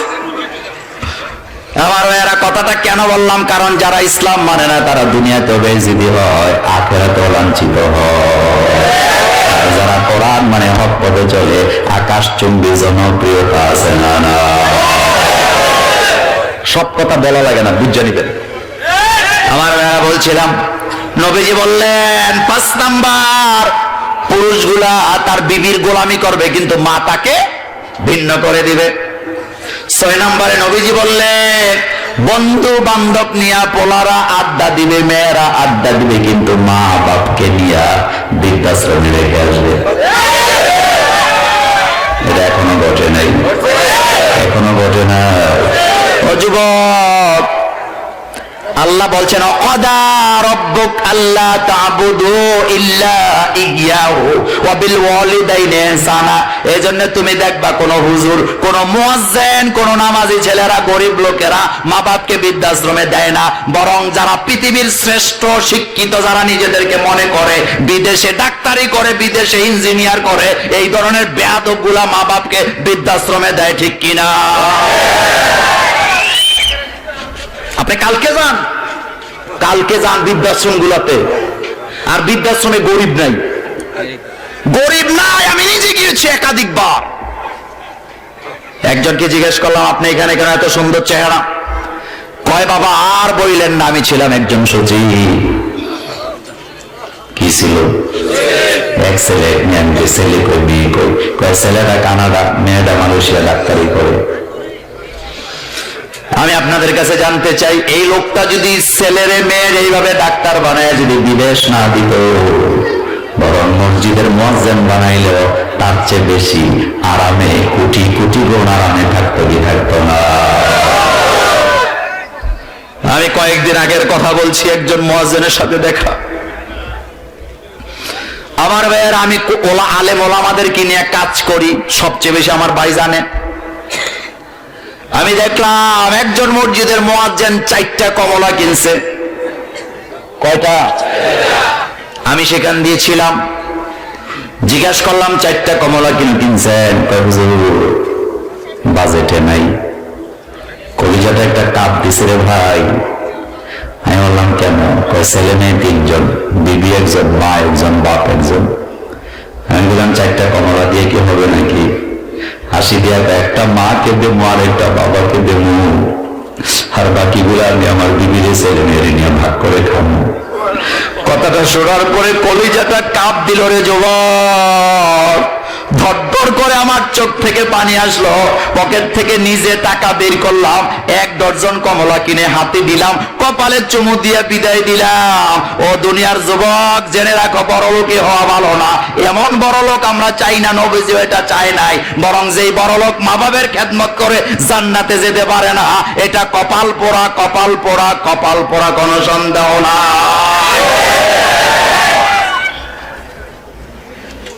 নবীজি বললেন, এমন একদিন আসবে ছেলেগুলা মেয়েগুলা বন্ধু বান্ধব নিয়ে আড্ডা দিব। এমন যুবক আপনাদের ফেরি নাই? মা এক খাতে অসুস্থ, বাপ আর এক খাতে অসুস্থ, আর খাতে এদের বন্ধুরা লইয়া এক রুমের ভিতরে আড্ডা মারে। কারো সাইড দিকে, কেউর কপাল, কেউর পা, কেউর মাথা গোল মিটিং এ হইছে। এরকম বেয়াদব নাই, এরকম বেয়াদব নাই। কিছু যুবক আছে বন্ধু বান্ধব দুইটা একটা আরেকটারে জড়ায় ধরা কয় তুই আর ডার্লিং, আবার একটা আরেকটারে কয় তুই আমার কোলবালিশ। জুতা দিয়ে ফিরানোর দরকার তোরে বেড়া বেয়াদব। কোন যুবক, দুইজন যুবক এক কম্বলে শুইতে পারবে? আসতে কয় শুইতে পারবে? কারণ শুইলে এখানে শয়তান ধোঁকা দেওয়ার সম্ভাবনা আছে না নাই? সাবধান, খবরদার। নবীজি বললেন মা বাপ অসুস্থ হয়ে পড়ে থাকবে, মা বাপের কাছে যাবে না, বন্ধু বান্ধবের সাথে আড্ডা দিবে। সেই যুগ এখন চলতেছে, চলতেছে না? এরপরে নবীজি বললেন 7 নাম্বার, মসজিদ গুলো সুন্দর সুন্দর বানায়া মসজিদের ভিতরে ইবাদতের চাইতে জোরে জোরে কথা বলবে বেশি। এত পণ্ডিত নাই, এরকম পণ্ডিত নাই। 8 নম্বরে নবীজি বললেন ফাসেক নাফরমান লোকগুলা সমাজে নেতৃত্ব দিবে। 9 নম্বরে নবীজি বলেন চরিত্রহীন নিম্ন শ্রেণীর লোকগুলা রাষ্ট্র পরিচালনা করবে। 10 নম্বরে নবীজি বললেন কোন ব্যক্তির অত্যাচার থেকে বেঁচে থাকার জন্য আল্লাহ জালেমদেরকে সম্মান দিয়ে, আল্লাহ বললেন আমার বান্দারা জালেমদেরকে সম্মান দিয়ে কথা বলবে। সেই যুগ এখন আছে না? লোকেরা জানাতে একটা মাস্তান, গুন্ডা, বেয়াদব, বদমাশ, লুচ্চা। এরপরেও পোলা পাইনারা দূর থেকে দেখে কয় ভাই আসসালাম আলাইকুম, দেয় কি দেয় না? নবীজি বলছেন এটা কেন দেয়? এটা কিয়ামতের আলামত, কারণ তার ভয়েতে দেয়। কোরআনের আরেক জায়গায় আল্লাহ বলছেন ইজা খাতাবাহুমুল জাহিলুনা ক্বালু সালামা। নবীজি বললেন জাহেলরা যদি গায়ে পড়ে তোমার সাথে ঝগড়া করতে চায় শুধু তার একা সালাম দিও না, বলবা তোরও সালাম, তোর চোদ্দ গোষ্ঠীরও সালাম। আল্লাহর কথা না, আল্লাহর কথা। নবীজি বললেন কোন ব্যক্তির অত্যাচার থেকে বাঁচার জন্য তাকে মানুষেরা সম্মান করবে। 11 নম্বরে নবীজি বললেন যারা গায়ক গায়িকা বাদ্যযন্ত্র বেশি বাজায় তারা সম্মানের জায়গাগুলো দখল করবে। এরপরে নবীজি 12 নম্বরে বললেন মদ, গাঁজা, নেশা বৃদ্ধি পাবে, এটার বিরুদ্ধে কথা বলার লোক খুঁজে পাওয়া যাবে না। 13 নম্বরে নবীজি বললেন পরবর্তী যুগের লোকেরা পূর্ববর্তী অর্থাৎ পরের লোকেরা আগের লোকগুলার বিরুদ্ধে লানত করবে, বদদুয়া দিবে। সেই যুগ এখন আছে না নাই? আছে না নাই? আল্লাহ যেন মুক্ত করে আমরা বলি আমিন। সেই কথাটা আল্লাহ এভাবে বলছেন এই কিয়ামত আসবে, এটা কিয়ামতের আলামত বলে দিলাম। নবীজি বললেন একজন ফেরেশতা আছেন যিনি একটা শিঙা নিয়ে বসে আছেন মুখে দিয়া। কি নাম? আরো জোরে বলেন। নবীজি বললেন ইসরাফিল ফেরেশতা, এটা হাতে নিয়ে বসা নাই, বরং মুখে দিয়া বসে আছে। কার অর্ডারের অপেক্ষায়? আল্লাহ অর্ডার করার সাথে সাথে 1 সেকেন্ড দেরি করা হবে না, সিংহায় ফু দিয়ে দেওয়া হবে। এই কথাটা আল্লাহ বললেন ইজা জুলজিলাতিল আরদু জিলজালাহা। ইজা যখন জুলজিলাত কম্পন হবে, আরদু জমিনটা, জিলজালাহা এমন কম্পন রে বান্দা যেই কম্পন মানুষ কোনোদিন দেখে নাই। আমার ভাইয়েরা কোরআনুল কারীমে আল্লাহ বলেছেন একবার কিন্তু সেটা হবে না, সিংহায় 2 বার পর পর ফু দেওয়া হবে। একবার প্রথমবার ফু দেওয়ার সাথে সাথে জমিনটা ধ্বংস হয়ে যাবে। এই ব্যাপারে আল্লাহ আরেক আয়াতে বলছেন ইজাস সামাউ ফাতারাত ওয়া ইজাল কাওয়াকিবু ইনতাসামাত ওয়া ইজাল বিহারু ফুজিরাত ওয়া ইজাল কুবুর বুসিরাত। কয়বার বললেন? ইজাস সামাউ ফাতারাত, যখন আকাশটা ভেঙে পড়ে যাবে। ওয়া ইজাল কাওয়াকিবু ইনতাসারাত, তারকারাজিগুলা বিক্ষিপ্ত হয়ে যাবে। আমার ভাইয়েরা এক একটা তারকা কত বড় কত বড়। মরিস বুখাইলি বিজ্ঞানী বলেছেন, তার কোরআন বিজ্ঞান বাইবেল বইটা পড়ে দেখেন, তিনি বলেছেন আলোর গতি 1,86,000 বর্গ কিলোমিটার। আকাশে আল্লাহ এমন তারা বানাইছে, আকাশের এত বড় বড় তারকা আল্লাহ বানিয়েছেন, ওই তারকার এক প্রান্ত থেকে আরেক প্রান্ত পর্যন্ত যদি আলোর গতিতে প্রতি সেকেন্ডে 1,86,000 মাইল বেগেও যায়, এক প্রান্ত থেকে আরেক প্রান্তে আলোটা যাইতে সময় লাগবে 90,000 কোটি বছর। আল্লাহ আল্লাহ আল্লাহ! তুমি অতি পণ্ডিত, তুমি সব বুঝা ফেলাইবা। আলোর গতি, যারা বিজ্ঞানের ছাত্র তারা বলো আলোর গতি প্রতি সেকেন্ড। আর এত বড় তারা, এক প্রান্ত থেকে আরেক প্রান্তে আলোটা পৌঁছতে সময় লাগবে 90,000 কোটি বছর। আল্লাহর সৃষ্টি জগৎ কত বড়! এই তো আলোকবর্ষ হিসাবে হিসাব হয়। সে আল্লাহ পাক বলেন ইযা যুলজিলাতিল আরদু জিলজালাহা, যখন কম্পমিত হবে, ইযা সামাউ ফাতারাত, আকাশটা ভেঙে পড়ে যাবে, ওয়া ইযাল কাওয়াকিবু ইনতাসারাত, তারকাগুলো বিক্ষিপ্ত আকারে ছুটে পড়ে যাবে, ওয়া ইযাল বিহারু ফুজ্জিরাত, সমুদ্র ফেটে যাবে, আগুন ধরে যাবে। আমি জানতে চাই, কারেন্টের আগুন লাগে তো? এ যুবক বুদ্ধিমান, তোমরা এবার জবাব দাও, আগুন লাগলে কি দিয়ে নিভাও? আসতে বলেন কেন? কিন্তু কারেন্টের আগুন কি দিয়ে নিভায়? কারেন্টের আগুন পানি দিয়ে নিভায়। কি দিয়া? জিওগ্রাফি দেখবারে যুবক, ডিসকভারি দেখো, ওয়েবসাইটে ঢুকো, সমুদ্রের মাঝখানেও আগুন আছে না নাই? আছে না নাই? বিজ্ঞানীরা বলেছেন এই জমিনের নিচে এমন আগুন আছে, ওই আগুন সহ্য করতে পারে এমন ধাতু পৃথিবীতে নেই। কয়েকদিন আগে একটা আর্টিকেল পড়লাম ইনকিলাব পত্রিকায়। আধুনিক বিজ্ঞান বলেছে, মোল্লারা যে জাহান্নামের কথা বলে, এই জাহান্নামটা জমিনের নিচেই আছে। আর কোরআন বলছে জাহান্নাম নিচে, জান্নাত সুবহানাল্লাহ। আসে না? আমার ভাইয়েরা, কোরআন বুঝে আপনি শেষ করতে পারবেন না।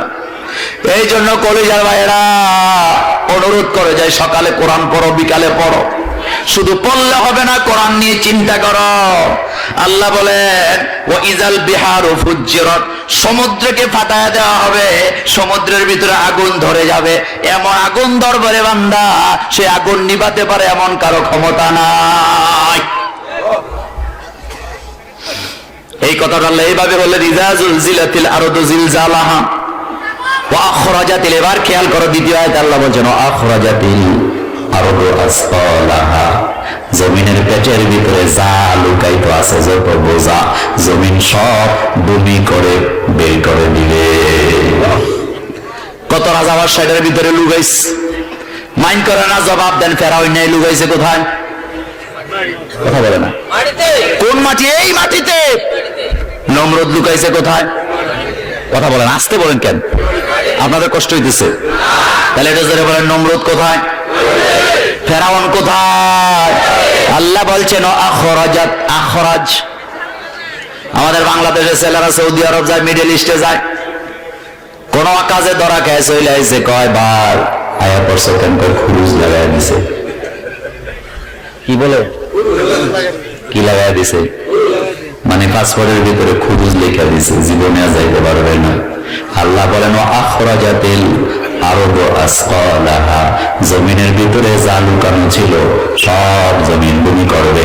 তাফসীরে ইবনে কাসির, তাফসীরে তাবারিতে আসছে, তাফসীরে বাইজাবি সহ ম্যাক্সিমাম তাফসীরবিদ বলেছেন এখানে আখরাজাতিল আরদু আসফাল, আসকাল মানে হলো এমন বোঝা এটার নিচে যা লুকায় আছে, তেল, গ্যাস, পানি, মানুষ, মরা মানুষ যা আছে জীবনের।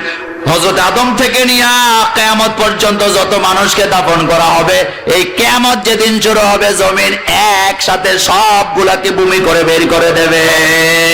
আল্লাহ আল্লাহ আল্লাহ। একজন নবী নাম ইব্রাহিম আলাইহিস সালাম, তিনি আমাদের কি হয়?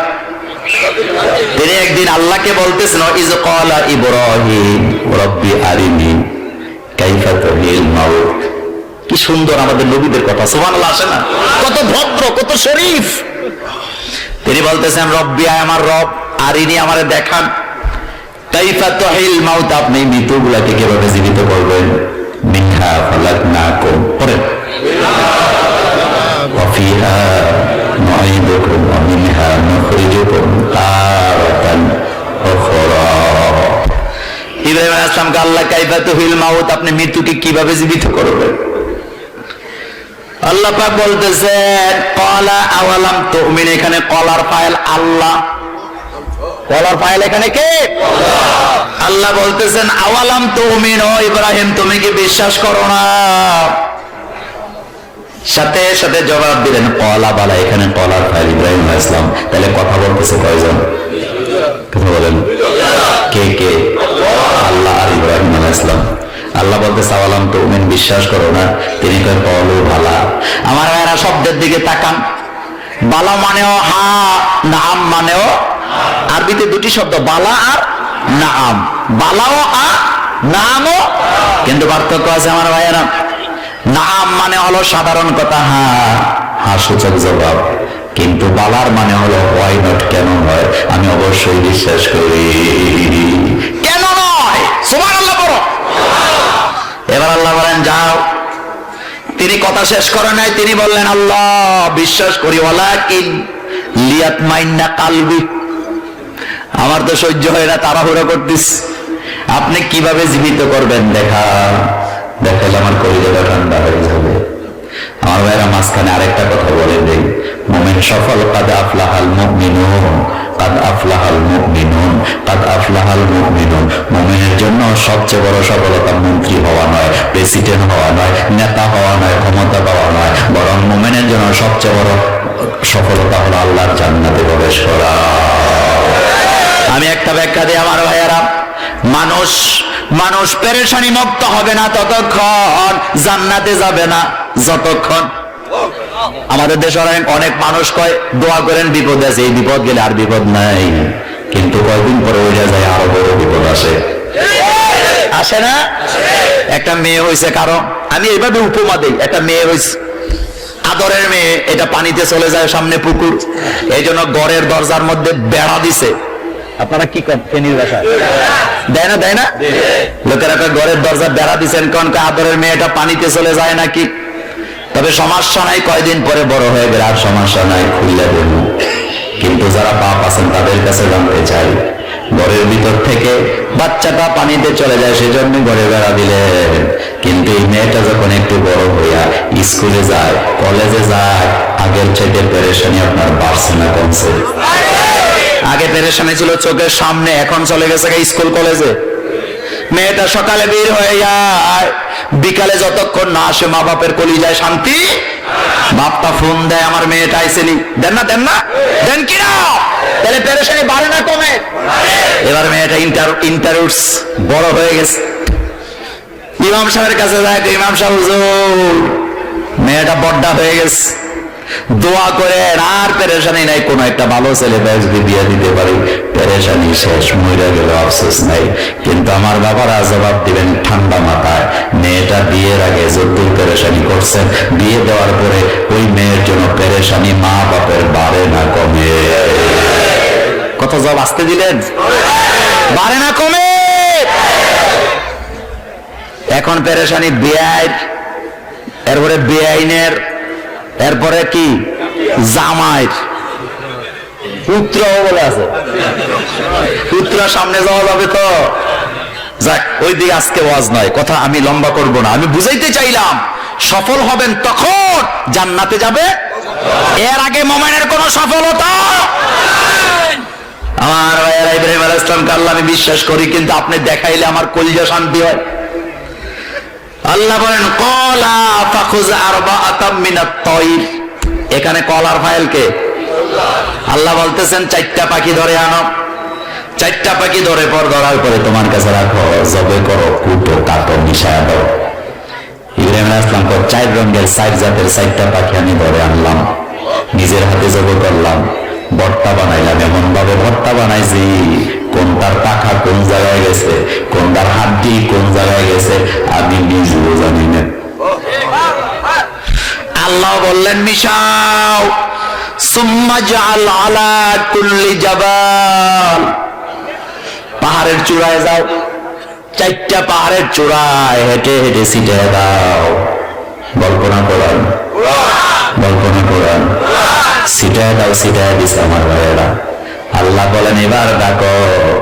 ইব্রাহিম আলাইহিস সালাম বলেন আমি যখন আল্লাহর নামে ডাক দিলাম, আশ্চর্য হয়ে গেল আমার চোখের সামনে ছোট ছোট পাখাগুলা, ছোট ছোট মাংসের টুকরাগুলা, হাড্ডিগুলা উড়ে এসে এসে যার যার জায়গা মতো আইসা জোড়া লাগায়া ওই চারটা পাখি দাঁড়ায়া আল্লাহর নামে জিকির করা শুরু করে দিয়েছে।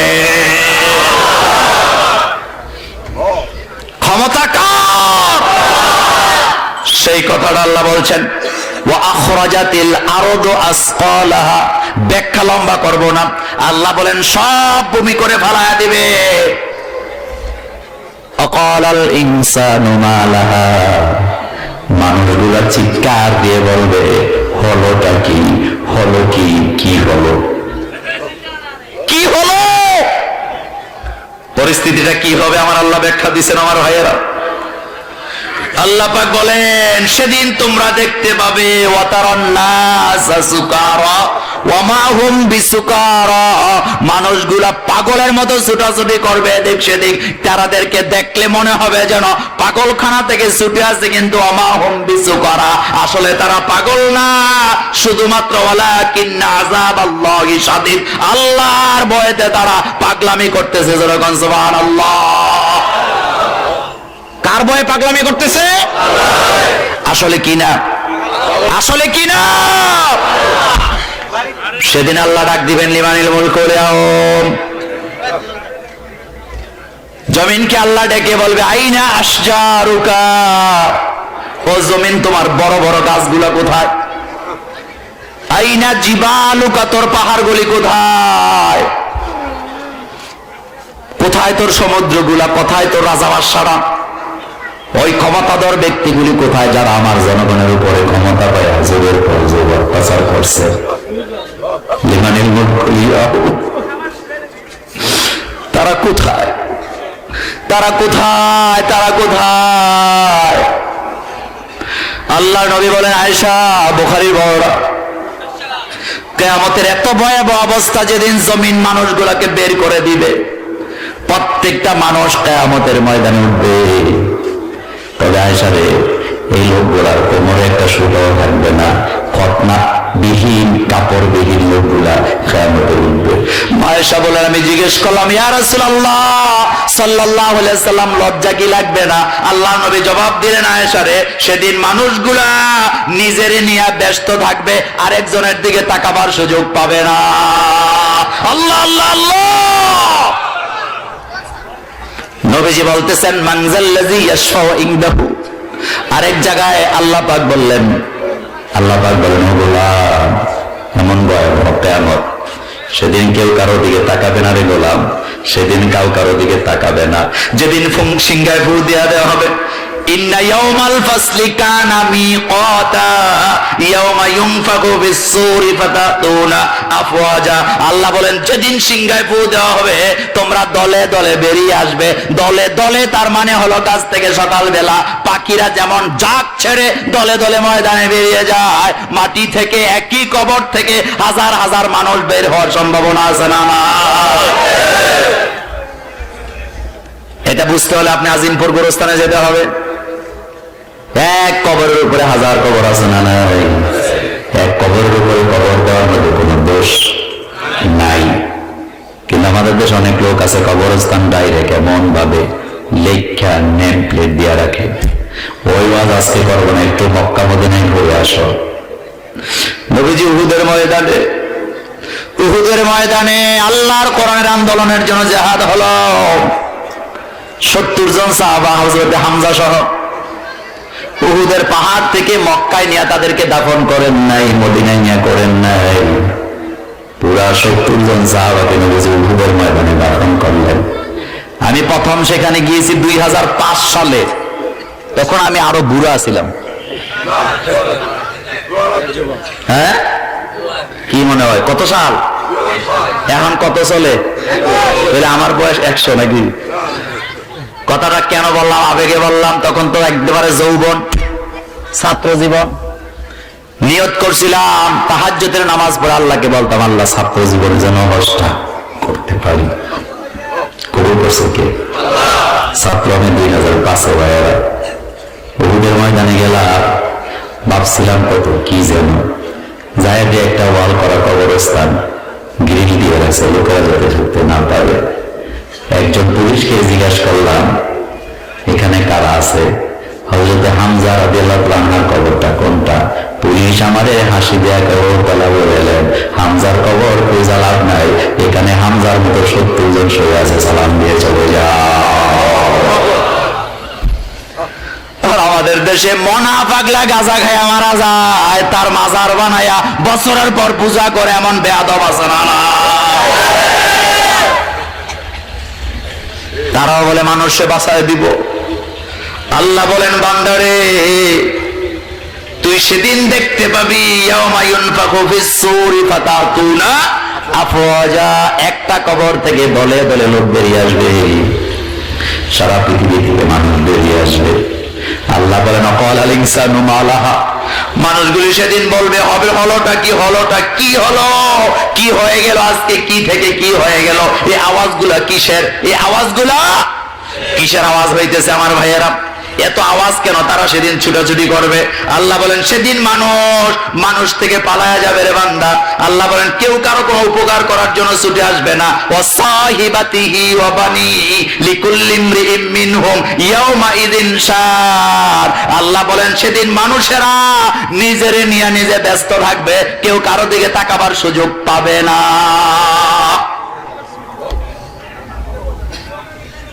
আল্লাহ জিজ্ঞেস করবে লিমানিল মুলকুল ইয়াউম, রাজত্ব কার?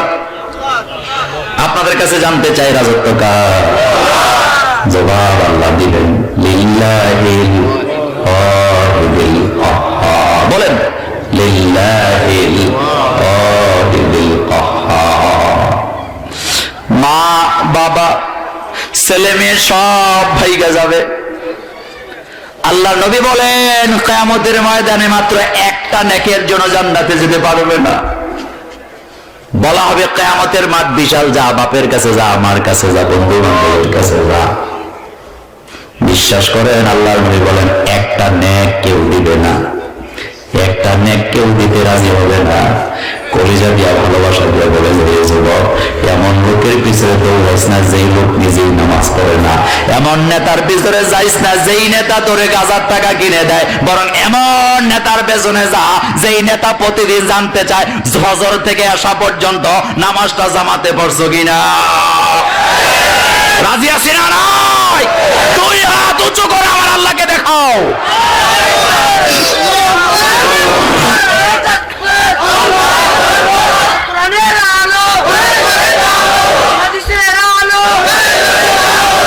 আমার ভাইয়ের আপনাদের কষ্ট হয়ে গেছে, খারাপ লাগতেছে, ভালো লাগে, সারা রাত চলবো আজকে, আপনারা থাকবেন, আমি বাইরে 90 মিনিটের বেশি বলবো না, কারণ এত এলেন নাই, শরীরে শক্তিও নাই, কিন্তু বলে যাইলে জবাব। আল্লাহ বলতেছেন আমি শুধু সংক্ষেপে বলে যাবো। আল্লাহ বলছেন ক্বালাল ইনসান, ইনসান বলছে, এক দুজন বলে নাই, সমস্ত মানুষ এখানে আছে, এটা জমায়ে কাসির।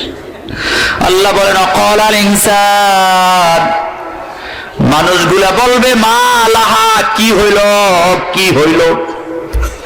ইয়াউমা ইযিন তুহাদ্দিসু আখবারাহা, আর সেদিন জমিন সব অপকর্ম মানুষের খুলে খুলে আল্লাহর কাছে বলে দিবে। কারণ তুমি যে সিনেমা হলে গেছো, তোমার বাপ সাক্ষী নাই, মা সাক্ষী নাই, জমিনটা সাক্ষী আছে না নাই? কদিন পরে চোখে বেরিয়ে যাইতেছে যুবক, তেল দিতেছ, এমন জায়গায় যায় বান্ধবীর সাথে দেখা করবার কেউ যেন না দেখে। কিন্তু আমি জানতে চাই জমিন বোধ দেখে না, কেউ যেটা দেখে না সেটা কে দেখে? আল্লাহ তো দেখে। আমি তো ওই আলোচনা আজকে করতেছি না, কিন্তু কে দেখে? এই সাক্ষী কে?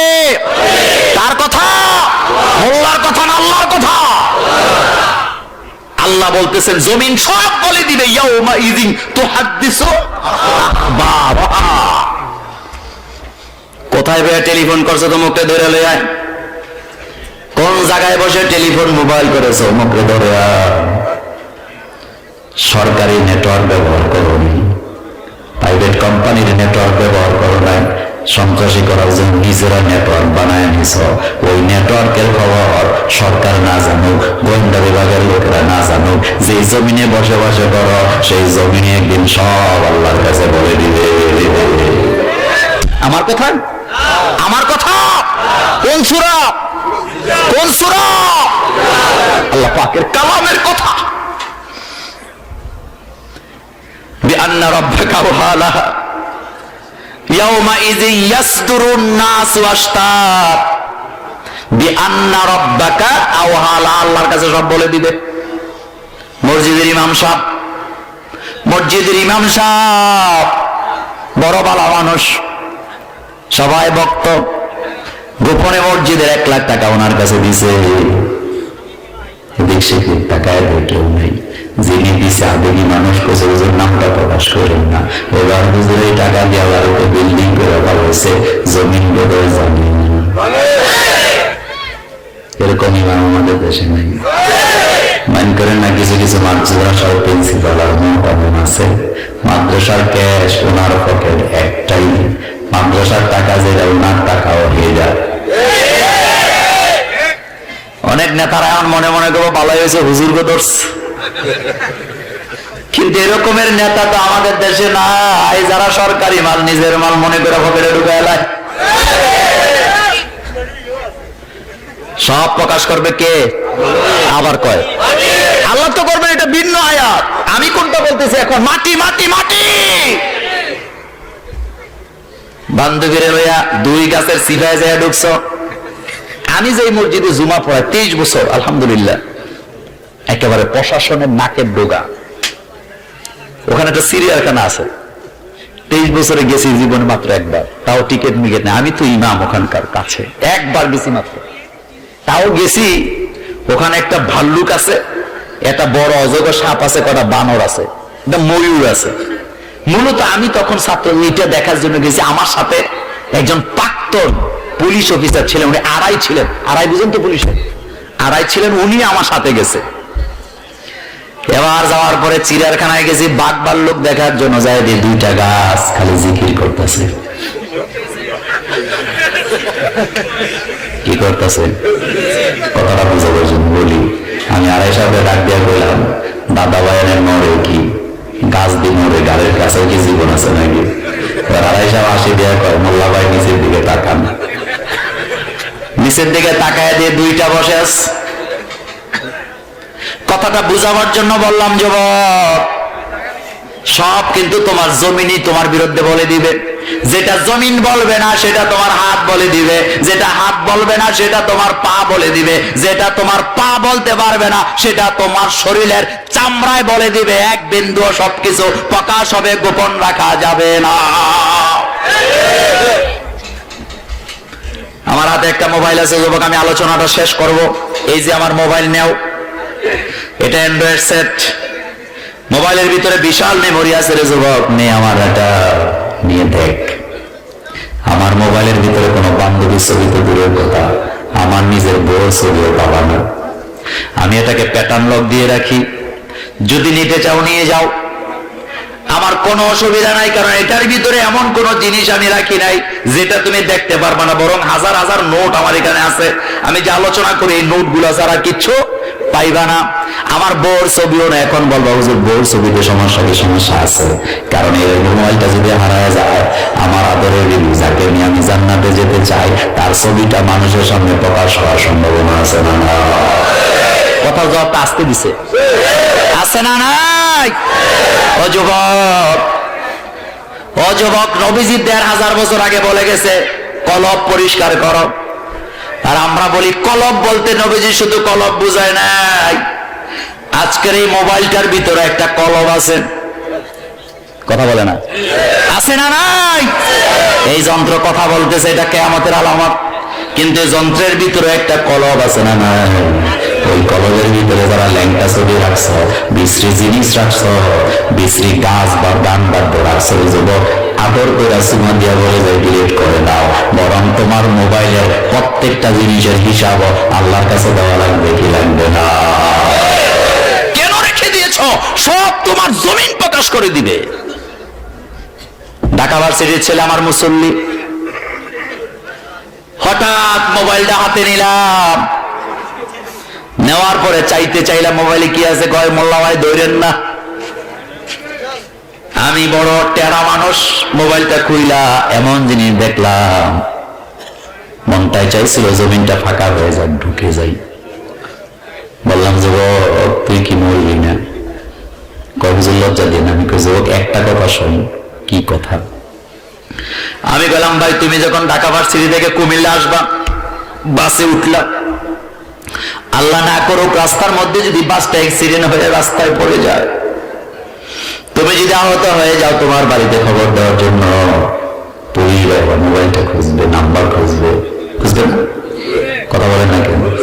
সাধারণ মানুষেরা খুঁজবে, অথবা তোমার মোবাইল থেকে তোমার ঠিকানা বাড়ি করার চেষ্টা করবে। তুই যদি মরে যাস, তোর ব্যাপারে কি ধারণা হবে? কেউ তো দোয়া করবে না। এতটুকু কথা বলার পর আমাকে বলাই যাবে, টাইমটা দিয়ে বলতেছে, মোল্লা ভাই কথা দিলাম, আসলে তো ঠিকই বলছেন, আমি যদি মরে যাই এগুলো তো তারা পাবে, কখন মরবো সেটা তো জানি না, জীবনে কোনোদিন মোবাইলে খারাপ জিনিস রাখবো না। রাজি আছো? চিল্লায় বলো রাজি আছো? কারা কারা রাজি? দুই হাত তোলো, আমার আল্লাহকে দেখাও।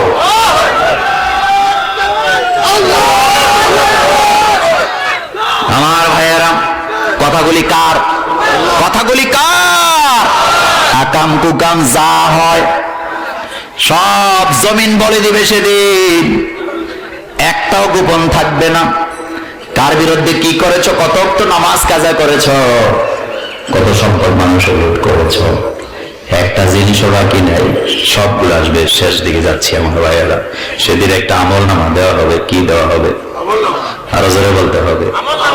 কি দেওয়া হবে? আমল নামা দেওয়া হবে। আমাদের হাত কয়টা? পাঁচ থেকে হাত কয়টা? একটা ডাইন হাত আর একটা বাম হাত। এটা বলে শেষ করি।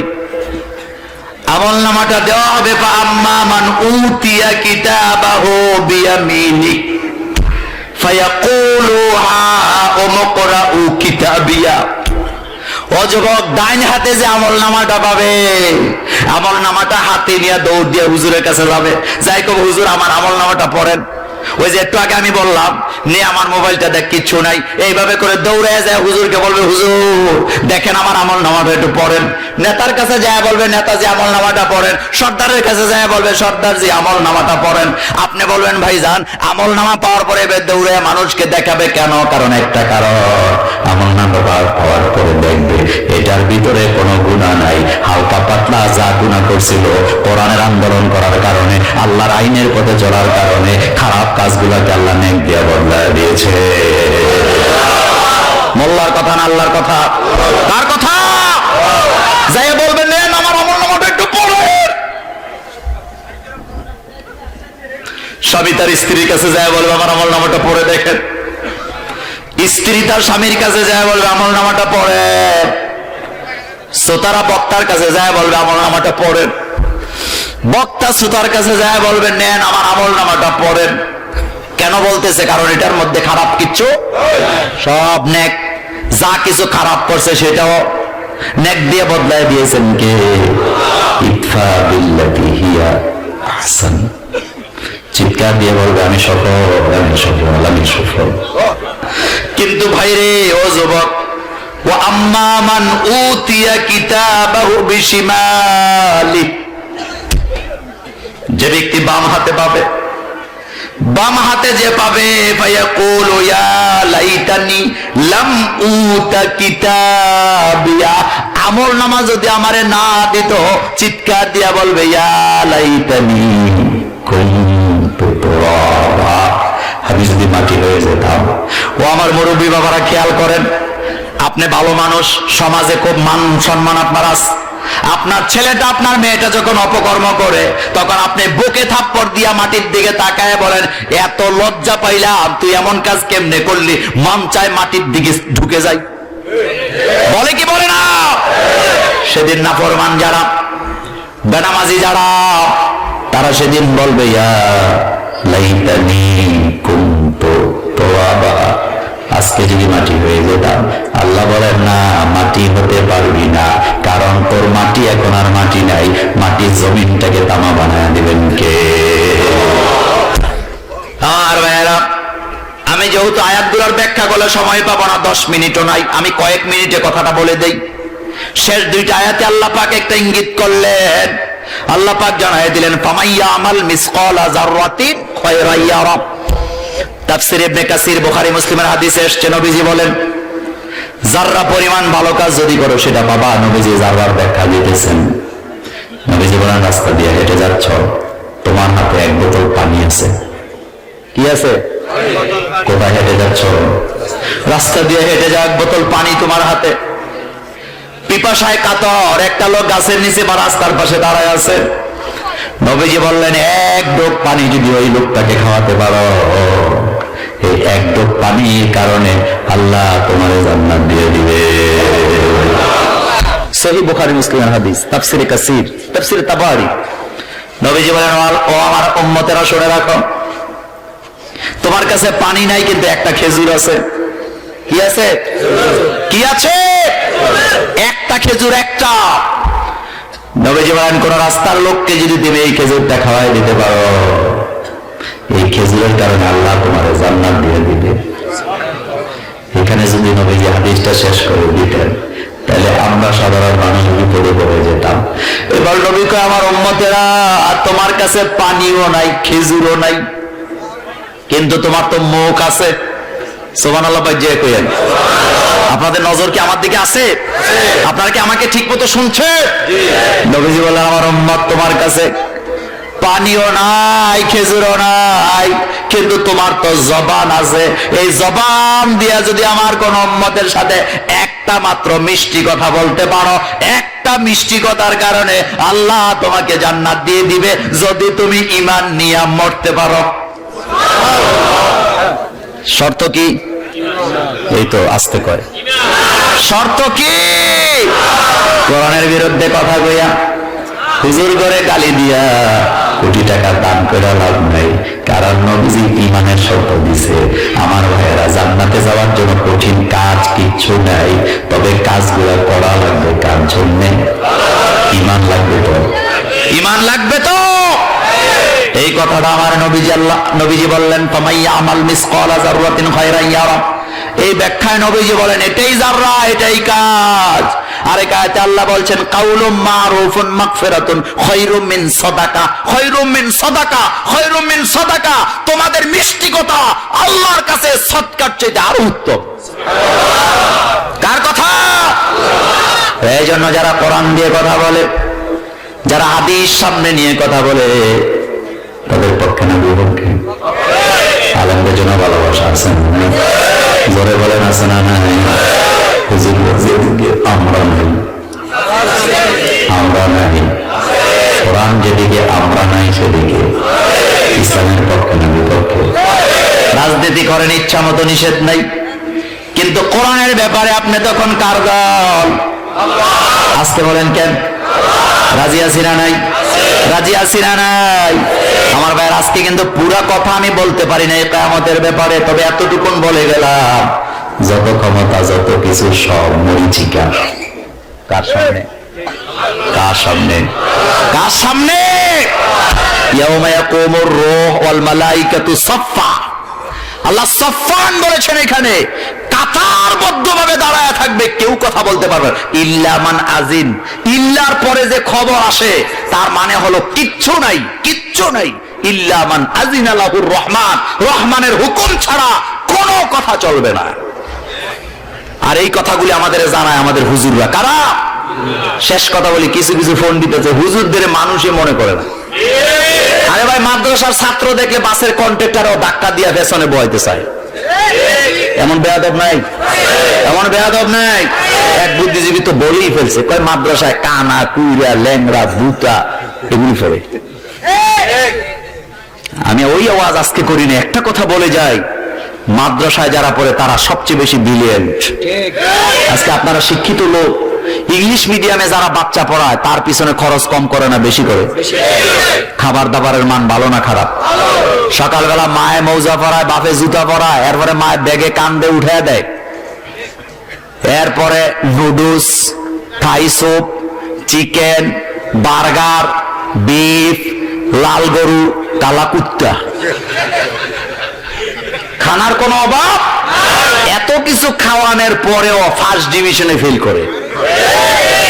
আর কালকে সকালে এতিমখানাগুলা থেকে একটা ঘুরে আসেন, হ্যাপসখানাগুলাতে একটু ঘুরে আসেন, যান, আমি হুকুম দিলাম যান।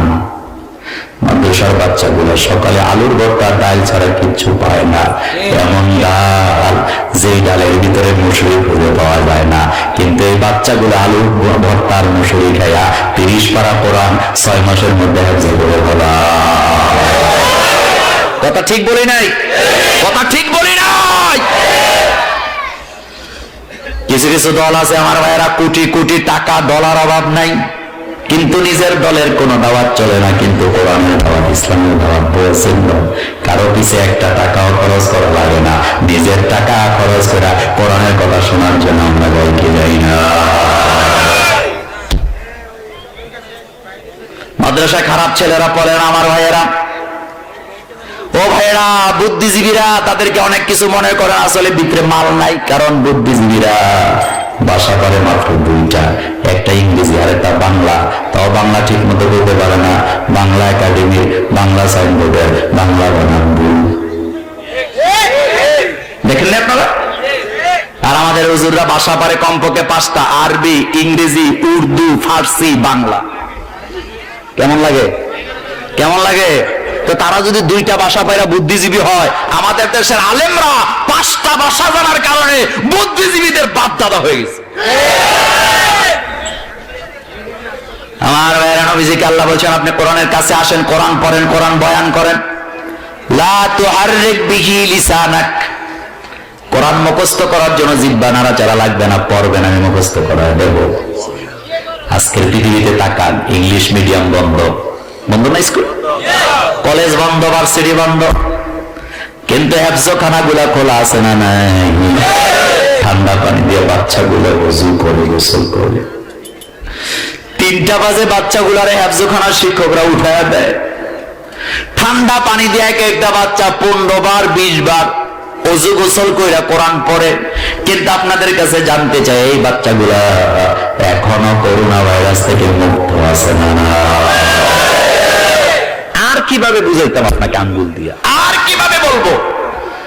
তাহলে জানতে চাই, হেফজখানায় কোরআন পড়ার কারণে যদি হেফজখানাগুলো এত নিরাপদ হয়, তাহলে আল্লাহর এই দেশটার, এই জমিনটার মধ্যে যদি কোরআনের আইন কায়েম করেন, পুরা দেশটা শান্তি পাওয়ার সম্ভাবনা আছে না? আছে না নাই? আল্লাহর জমিনে আল্লাহর কোরআনের দিন কায়েম হোক, আমরা কি চাই? 2 হাত উঁচু করেন, আমার আল্লাহকে দেখায় দেন।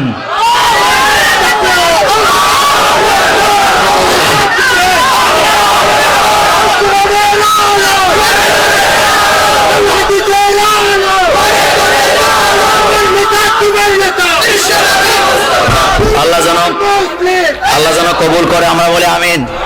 নামাজ কয় ওয়াক্ত পড়বেন? কয় ওয়াক্ত?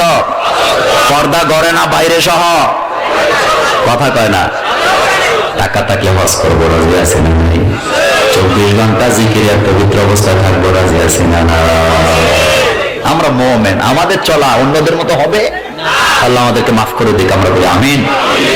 একটা লোক উঠবেন না, আমরা মনোযোগ দিয়ে যাবো ইনশাআল্লাহ।